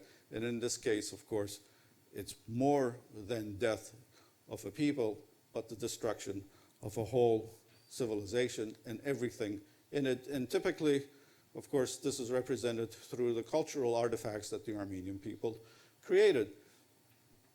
Now, if you happen to have caught what the Dink Foundation is doing, which is truly fascinating, they've documented 10,000 historic sites of minorities in general. These aren't just Armenian. Consider this, and this is the point that if this thing had really quite worked the way we had intended it, would have reached. There were 4,000 Armenian churches and religious institutions in the Ottoman Empire. Of these, only 35 remained functioning in Istanbul, and a scattering of 2 or 3 in the rest of Anatolia. So consider the percentage here. You do the math, I'm not good at it, as to the scale of what really was lost, what really was erased. And furthermore, it isn't simply a question of structures, buildings, stones, in a sense, walls and roofs, but what was inside these structures. All of the knowledge, all of the art, all of the heritage that was deposited in these locations. And we're talking manuscripts, we're talking artwork, we're talking memory, and of course it is within these walls as well.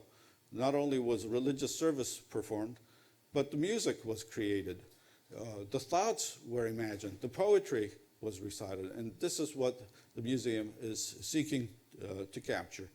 The beauty of this design that the galleries allow us is, of course, to continue to add to the galleries as we find more information and incorporate all of this.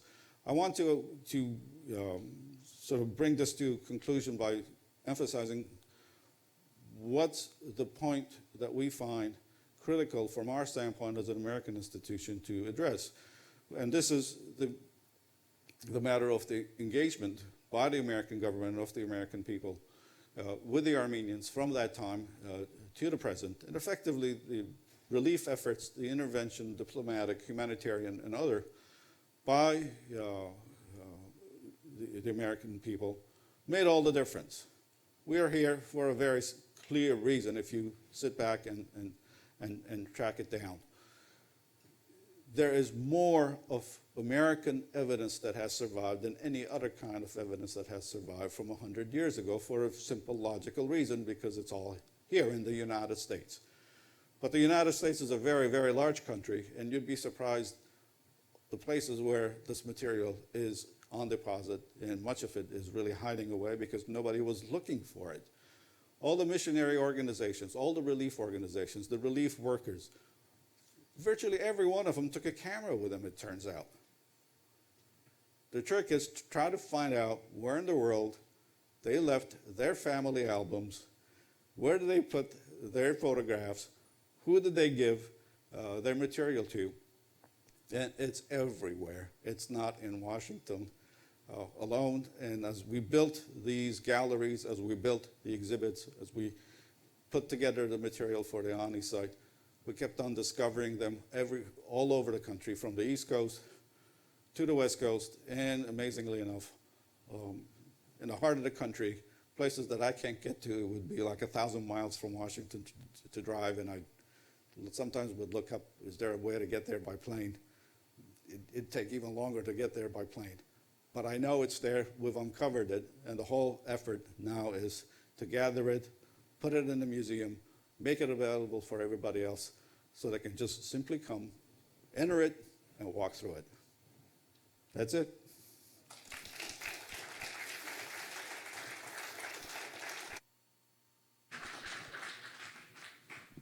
Thank you very much, Dr. Adalian. We can't really deny that digital technologies have transformed our interaction with the photographic medium. Some critics would argue that as a result of the oversaturation of images, photographs no longer have the capacity to move us to action perhaps. When we think of social media sites like Instagram and the democracy of photographers that it has created, some people might argue that, again, the aesthetic value of the medium is challenged. Our next speaker, Vigen Galistyan, will be talking about the aesthetic significance of photographs by introducing us to Lusadaran Virtual Museum, which is part of the Armenian Photography Foundation, a nonprofit organization. And they seek to preserve as well as advance the Armenian photographic arts tradition by placing it in an international context. His talk is entitled Global Identities. Please help me welcome Vigen Galistyan to the stage.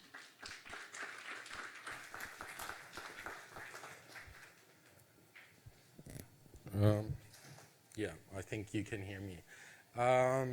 Hi everyone, my name is Vigen Galistyan, and I forgot my notes, so please forgive me while I crash and burn through this presentation. So I'm the co-founder and co-director of Lusadaran Armenian Photography Foundation.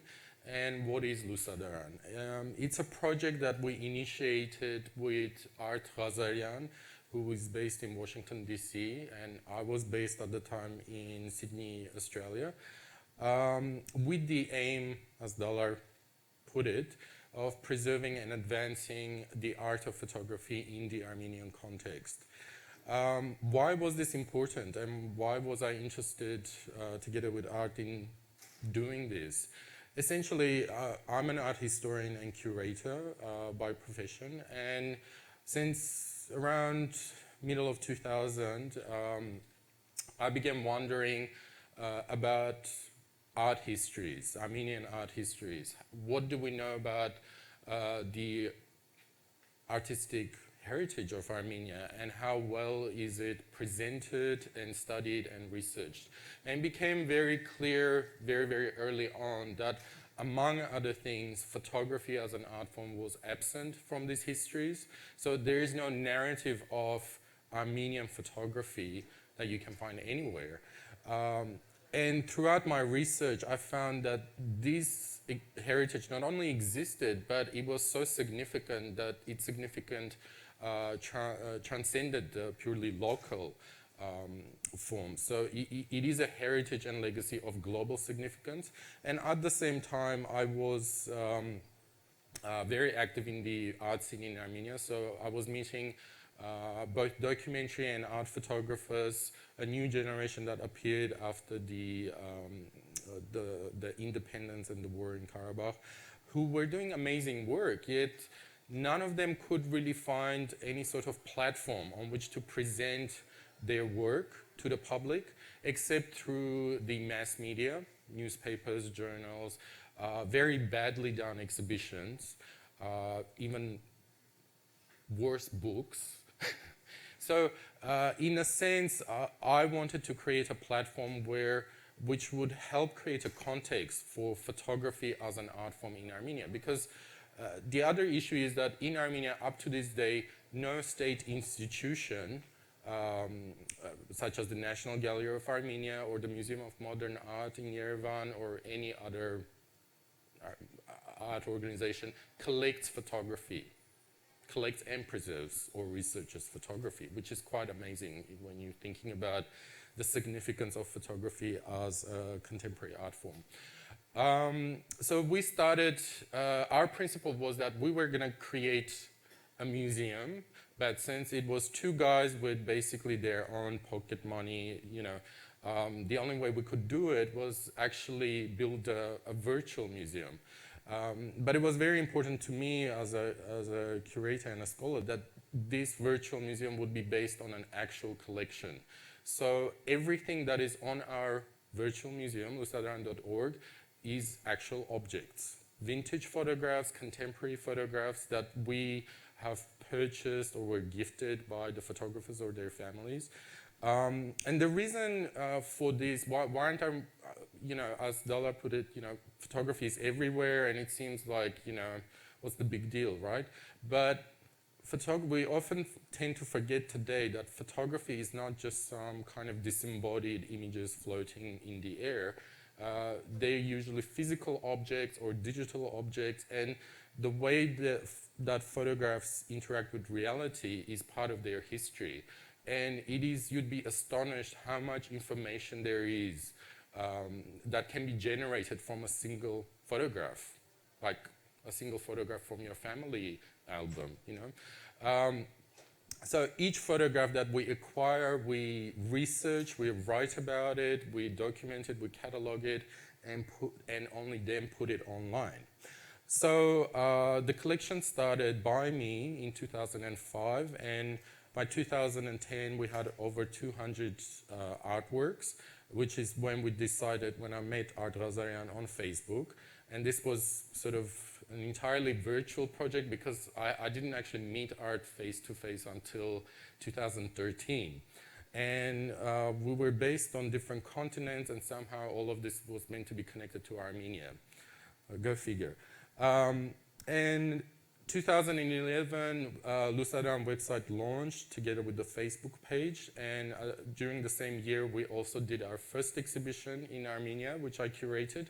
And this created a really great buzz because photographers, local photographers, contemporary photographers felt very neglected from the artistic community in Yerevan, and having a kind of a serious scholarly professional exhibition of photography in Yerevan was not something you would find at the time in the country. So today, in 2015, after basically 5 years, we have enlarged the collection. Now our collection is over 500 objects. We've done 4 major exhibitions, and it's not just projects dedicated to photography, I have to say, it's also photo media art. And currently we're also working on film restoration projects. And slowly we're beginning to include in the collection things like video art and web-based art. So we're also interested in new media because, again, these are contemporary forms, media, but nobody is working to preserve them in that particular place. And currently we're also working on our new website, which will be more mobile-friendly and more interactive. What else? So yeah, I talked about the significance of real objects, And this is something that is very pertinent to, very, very important to us in terms of actually acquiring the actual objects, not negatives. We don't buy negatives, which a lot of other organizations tend to do. The objects are stored in Yerevan, but we don't yet have a permanent exhibition space. This is something that we're working towards. The nature of the collections, while we focus on Armenian photography and trying to define what is this thing called Armenian photography. I mean, nobody has ever tried to do it. And trying to answer that question is very difficult because obviously there's lack of information, there's lack of opinions, there's lack of context. So the only way we can do it is to place work done by Armenian photographers in an international context. Because photography is a global medium. Trying to define it in a national context creates its own very woolly problems, I would say. So, and as a curator, I'm not just interested in all things ending with yan or shot in Armenia. So we focus on photography created by Armenians, both historic, modern, and contemporary, and also photographers working in the diaspora. International art photography, which provides the overall context, and also we're very, very actively trying to work with contemporary photographers in Armenia and trying to promote their work as well as generate new work through the exhibitions that we do. Because as I said, there are very few opportunities for these artists to present and develop and find an audience for the work that they do. So we're both trying to find an audience and create an audience. Now, what the virtual museum, as opposed to a real physical museum, allows, while it has its disadvantages, the real advantage of a virtual presentation is that it creates a horizontal platform where everything is available, everything is online, and everything depends on the user. So you can filter out and search the content that you are interested in, and it also allows us to create this hybrid, multifaceted history. So there's no one real history of what is Armenian photography, right? There are many, many different histories, many, many different narratives. And it allows us to present work by people who would otherwise be very neglected, alongside major names, such as, for example, Antoine Sevrugin, a really important Armenian Iranian photographer working at the beginning of the 20th century, and also feature work by younger artists who, again, don't have any other platform where they can be presented and legitimized in that sense. 2 minutes. Okay. What we do, we're not just relying on the website or the Facebook. We're trying to bring this stuff into the real world. So it's a mixture of digital and analog, and we organize exhibitions. So this year, Lusadan is organizing 3 exhibitions in Yerevan, one of which is a major retrospective of a photographer called Gagik Harutyunyan, who's, and this goes back to the need of preservation, because this was an enormously influential and important photographer who stopped practicing photography in mid-90s. After the war, because the whole Soviet system collapsed. And at a moment of depression, when he felt neglected from everyone, including his colleagues, he destroyed almost 3,000 of all his vintage prints. So when I finally tracked him, there was nothing to exhibit. All that was left were scratched and dusty photo negatives that we had to restore and reprint digitally. And the entire project took 5 years. So you can imagine the amount, and this is just one photographer. But we basically decided that somebody has to do it, and that's us. So It's very slow going and very time consuming process, but you know, today Lusadaran is already being sponsored, financed by the Ministry of Culture, and one of our major projects which will be launched at the end of this year is the Armenian Photographers Database, which will be a scholarly encyclopedic database of all things Armenian photography. Finally, what we also aim is to make a global mark locally. What I mean is that the kind of photography that the Armenians have produced over the decades since the first indigenous local photography studios opened in late 1850s in Istanbul and also in Tbilisi in Georgia, is that the fact that that legacy is relevant to the not just Armenians, but also to our neighbors and also to the history of photography at large. So we're trying to present this in an international dynamic context. And also, Lusadaran is the only organization in Armenia that collects international photography. So we have the possibility of making, producing, and generating research in Armenia about things non-Armenian, which very few other institutions in Armenia do. I mean, if you're in Armenia, it's sort of in your own backyard doing things that only interest Armenians. We're trying to move away from that formula and generate interesting new content and research that would be relevant to everyone. So that's about it, and my time is up, so thank you very much. Thank you.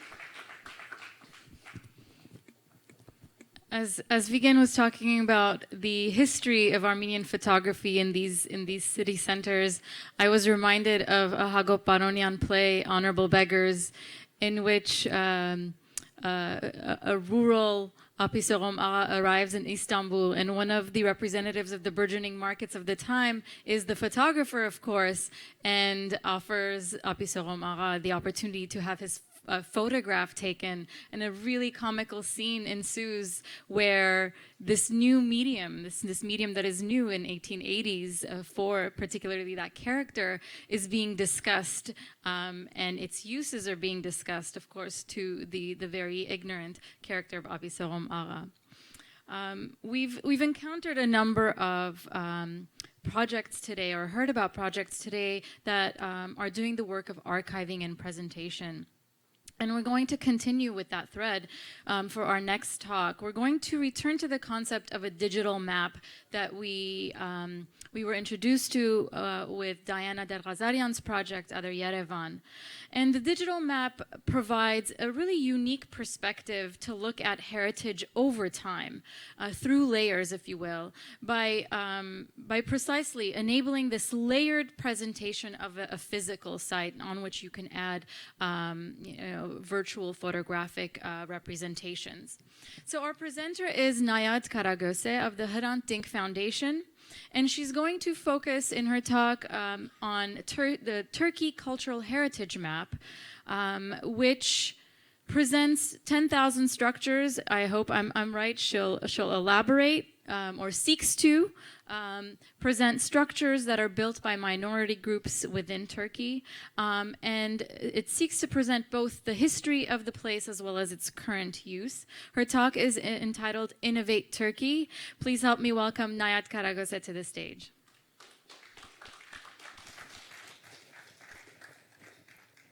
Hello everybody, I hope you hear me okay. It's great to be here and being surrounded by you. And today, as you see, I'll be presenting you our online cultural heritage map. Well, this is an output of a project which is called Revealing and Advocating for the Multicultural Heritage of Turkey. Well, before exploring the map and going through it in detail, I'd like to tell you why we did this project, why creating an inventory was important in Turkey, why revealing was important. Well, like many other nation states, the history of nation building in Turkey is a history of which has been of detriment of many minority groups. The politics of denial, the politics of assimilation, and the pursuit of the principles like one nation, one language, one religion has affected minority groups tremendously. So the official narrative even denied the existence of the Armenians, Greeks, or other minority groups. And over the course of the time, the culture and the cultural heritage structures belonging to these groups has vanished from the collective memory. Well, we know that cultural heritage structures are in fact beyond being structures because they possess a history, memory, and truth. And shedding light to those is important, especially in a country like Turkey, where the society at large is deprived of accessing to that very, very significant information. Well, geography is destiny, they say, but unfortunately today, in the places of those thousands of structures, there's a huge void. And, creating information for us, because one of our priorities of Fronting Foundation is creating information, making that information accessible to the public, was very vital. So, it was very vital, and, raising awareness through revealing and creating information can be a way to fill that void, render the invisible visible, and at the same time, acknowledge that the culture of the non-minorities in Turkey are in fact an integral culture of what forms Turkey today. And, there's this famous Latin phrase I really like, which is sapere aude, which means dare to know, be brave to know. Because knowledge can lead to acknowledgement. It can lead to, coming to terms with the past.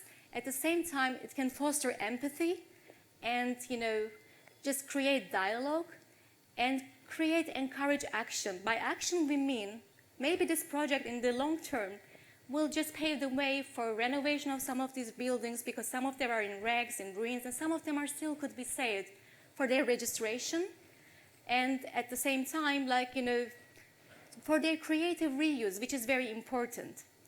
Well, the Nigerian author Chimamanda Ngozi Adichie, in her TED Talk, she addresses the danger of the single stories. And she says, there is never a single story of a place. When you reject the single stories and when you realize that, there is never a single story of a place, you regain a kind of a paradise. For us, this map is to wander through the lost paradise in Turkey. And it's a way to challenge the politics of oblivion, social amnesia, and at the same time, the single stories that are imposed on us. So we defined 4 groups: Armenians, Syriacs, Greeks, and Jewish. We had a wonderful team of 7 to 10 people. We had part-time, staff members working for us, volunteers, and they made an extensive research. We had Ottoman, language experts, Greek-speaking staff members, of course, Armenian-speaking staff members, and we defined some original functions and current functions. So we listed the monasteries, churches, schools, chapels, cemeteries, orphanages, and hospitals. And at the same time, in the map, you will be able to search the current functions of them as well. So we benefited from a variety of sources. Because of the time limit, I won't be able to go through them. But when we just found an inventory, one source was never enough. We verified it from other sources as well. And at the end, we reached to 9,261 structures. As you can see, Armenian structures are 4,253, Greek structures are 4,042, Syriacs are 675, and Jewish 291. It has to be seen to be believed maybe sometimes, but this was the reality of Turkey in the past. And you can see some more detail, infographics. Here we see the number of churches in Turkey was over 5,000. And the schools over 2,000. And again, here you see, as mentioned before, the number of Armenian churches or Greek churches are above 2,000, and the number of the schools are above 1,000. And today in Turkey, we have 17 Armenian schools functioning. There's a big, big loss there. So as we are not far from Hollywood, we wanted to use this visual of the Matrix movie where Morpheus offers you 2 selections. Either you take the blue pill and you continue believing whatever you want to believe, or you take the red pill and you stay in the wonderland and he shows you how did the rabbit hole go. So if you take the red pill, then you can have access to our online map, and this is how deep that rabbit hole goes for us. So this is our link, turkiyekulturvarlıkları.ranting.org. You can access through that. And here's this video. Maybe I should, yes, see how? Yeah. So here, this is our map. And you can see the overall picture here. And you can make a variety of searches. So now we can start with anyone from Diyarbakır. So let's go to Diyarbakır. We can filter by the minority groups, and we can say Armenians. And here, we click on one of these. So this is Surp Sarkis Church in Lice in Diyarbakır. So when you click the further information, you can access the more detailed information. And they're still being translated to English as well. And you can see the sources that we benefited from, and also the visuals. Not every structure has a visual now. We are updating. And it's also open to contribution by the users. And now we will make another search. This time we're going to Kayseri. And you can, again, have different, filtering options. You can define the districts that you want to have a look at, like Talas, Tomarza. And you can look at other populations like Jewish, Greek, Armenian, Syriac. And you can filter by the also buildings like churches. We're looking at cemeteries, chapels.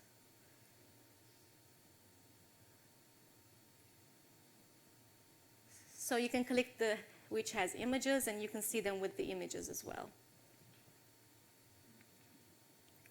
And there we go to Surpos Bedros Church, and here you can see the old pictures and the pictures that are belonging to the present time.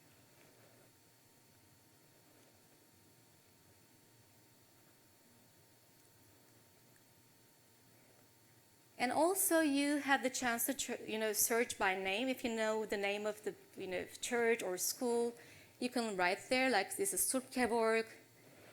Well, this is Istanbul. And if you know the district, you can make a search as Fatih district. And this is Surpkeborg church in Samatya, Istanbul. So again, you click. And this map is open for editing information as well.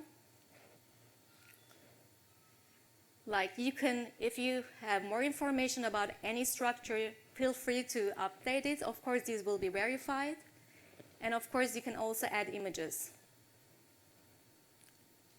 And you can submit. And also, of course, it's an ongoing process, and there should be more and more structures that we might have dismissed. You can suggest a new, structure. So, within the scope of this project, we also made a field research in Kayseri. And the total number of the inventory in Kayseri was 387. But we had to identify it on the field. So the number of identified Armenian structures are 113. The Greek structures are 68.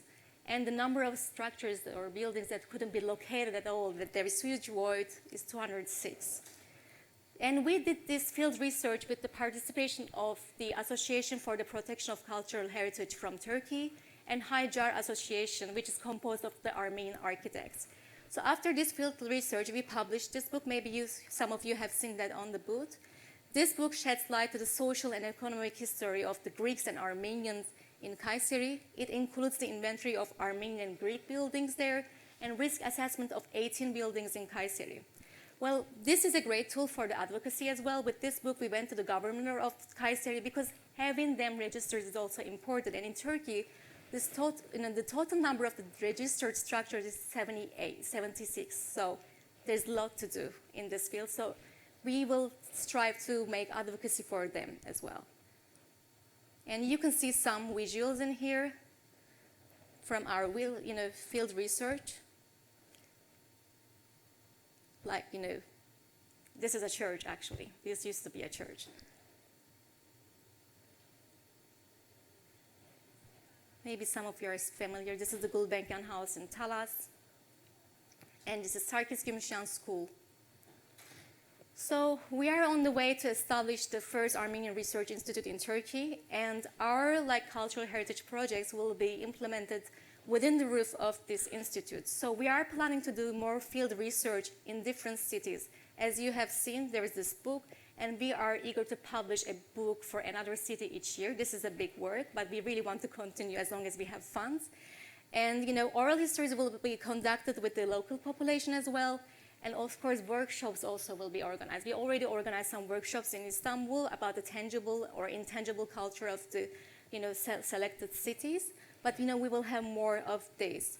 And this can be a great way to, if you are, we know that diaspora Armenians are now the more pilgrimage tourists in Turkey.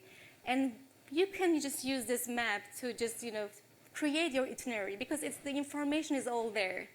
It's a great tool for you as well. And we are currently working on improving the content and make it more user-friendly. So any recommendation is just great for us. And of course, this project was, implemented with the support of a variety of donors, including the EU Ministry of Turkey, which was important, and Press Foundation, Open Society Foundation, and other groups like Anadolu Kültür. And if you would like to contact us and make recommendations, please feel free to contact through our website, email, and phone. And feel free to come to Turkey. I hope you come and you just see our work on the ground. And thank you very much for listening to me. Thank you, Nayat.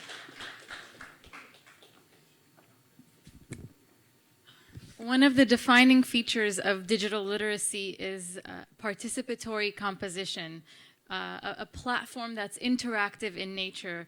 And in fact, almost all of our presenters today, our digital humanists today, have made a call for participation, have made a call for your collaboration. And I urge you to visit and browse through their sites, to check out their apps, and offer your input in that regard. Our very last speaker is Dr. Dikran Zargarian of the National Library of Armenia. He's going to be giving a talk entitled Cloud Library at Your Fingertips, and is going to walk us through the library's process of digitizing, archiving, and making accessible books and periodicals in their collection. Welcome. So I'm pressing this forward. This. Yeah, the arrow. Yeah. Thank you. So good afternoon. And now I'm going to present what are doing Armenian libraries towards building digital library modules and content creation center, and also how the National Library, in cooperation with Armenian libraries and Armenological centers abroad, is solving the problem of long-term preservation of printed heritage. Actually, Armenian printed heritage globally, we can categorize in two different groups, Armenian periodicals and Armenian books. In some way, theses and dissertations could act as a third component for printed heritage. And both Armenian periodicals and Armenian books are of immense value for the researchers, for the bibliographers. So the only way to make these collections accessible, visible, is digitization. So to have a full picture, how many print titles do Armenians produce during 500 years of printing history? To calculate the amounts of prints by countries, by cities, by subject areas, by time periods. The only solution is creation of these two databases. And in this global task, such as Armenian books, Armenian publications are spread all over the world, and National Library of Armenia is not preserving in its collections all titles. So from local initiative, this task is going into the all Armenian endeavor. So here we have announced our motto, which is digitization of Armenian cultural heritage is a key solution for cross-cultural interactions, for long-term preservation of printed heritage, for knowledge mobilization and data sharing in general. Our mission is to develop Armenian books, Armenian periodicals, and thesis and dissertations databases, to produce subject-oriented data sets to support research and education, and for copyleft materials to link the bibliographic records with relevant full-text surrogates of materials. And our vision is all solutions should be based on free open source software products. All content should be stored in open access domain.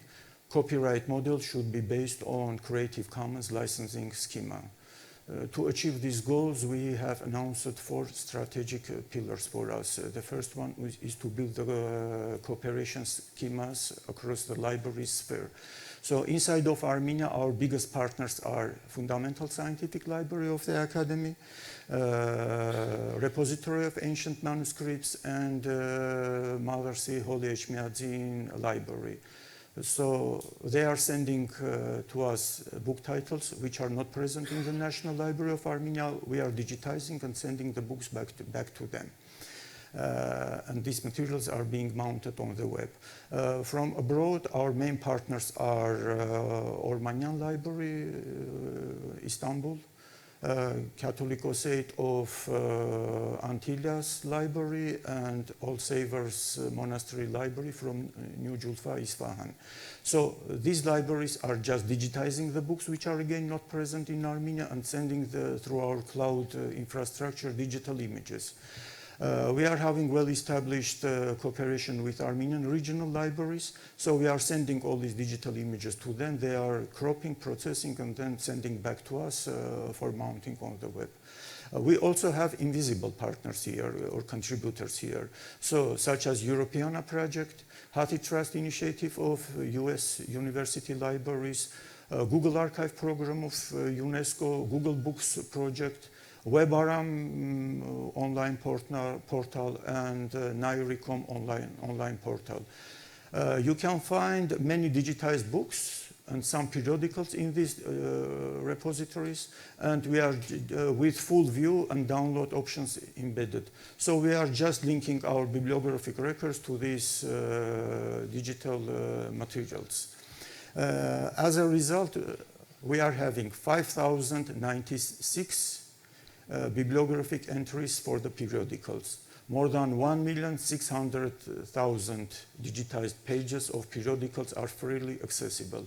For the books, we have created more than 1,025,000 bibliographic entries, and more than 4,500 books are already digitized, but again in our free, in our open access domain. Our second pillar is to provide end users with collections and services of high value in an effective and flexible way, by also providing our librarians with the systems which are based on advances of information science and librarianships. From this point of view, Armenian Research and Academic Repository is more than a digital library. It is also a laboratory for testing open access publishing models, community of free open source developers and contributors who are piloting solutions, who are piloting products and suggesting solutions to the librarians. It is a learning classroom for our master's degree students from the School of Library and Information Studies, and research center to explore web semantics, cloud computing, and mobile apps for the mobile apps features for the libraries. Our third pillar is to establish a broadband library data transfer network. And here our network is connected to the GEANT, that is a pan-European academic and research network. And joint activities are carried out by the National Library of Armenia, Fundamental Scientific Library, and the Institute of Informatics and Automation Problems of the Academy of Sciences. So these three organizations are sharing resources, manpower, and digitizing equipment. Now, returning back to the US. So United States currently is becoming one of the intellectual centers for Armenians, and a lot of new book titles are being published here. Unfortunately, National Library of Armenia is not receiving not all of these titles.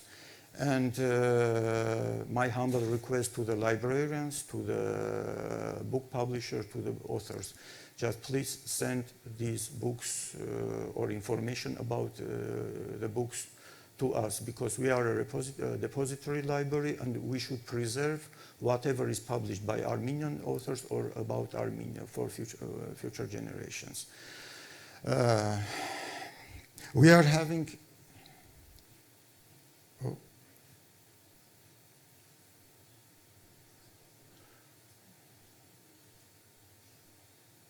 we are having, according to my statistics, so this is Google gathering, very high usage of our digitized materials. So you can see that United States is on the third place. And the first one is Armenia, so that is normal. Second, Russia, and United States. And if you will go into the statistics by United States, we will see California, New Jersey, Massachusetts, and so that is going. These are visitors to our digital resources. And inside of California, Los Angeles in the first place, then Glendale, Burbank, Pasadena, etc. So this means that we are having our audience. It is enough active, and all the time we are indicating new visitors. And the middle average age of our visitors is from 25 to 35. By gender, about 50-50, male and female are allocated. So at the end of my presentation, I would like to thank University of Southern California Institute of Armenian Studies for inviting me to this event, for financial support of my trip. And thanks to the organizers, I am here and having a possibility for knowledge sharing and exchange of ideas. So thank you.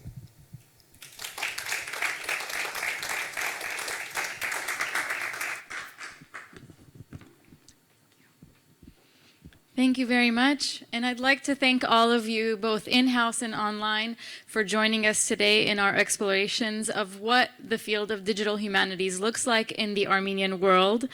I hope you learned as much as I did. I know I'm going to rush home and take a look at these sites all over again and share them with my friends and colleagues, and some of the ones that are applicable with my kids.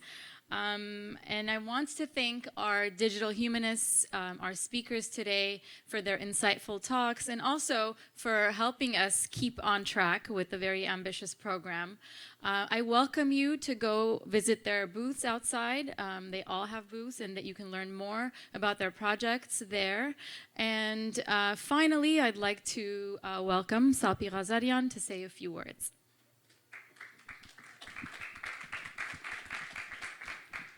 My few words are really few. It's just thank you. Thank you to Talat for holding this program together. I'm greatly appreciative. And those of you, sometimes many of you, sometimes few of you who were here, I think that what is important here is that we've put these on the record. They're there, they're on YouTube, they will live forever.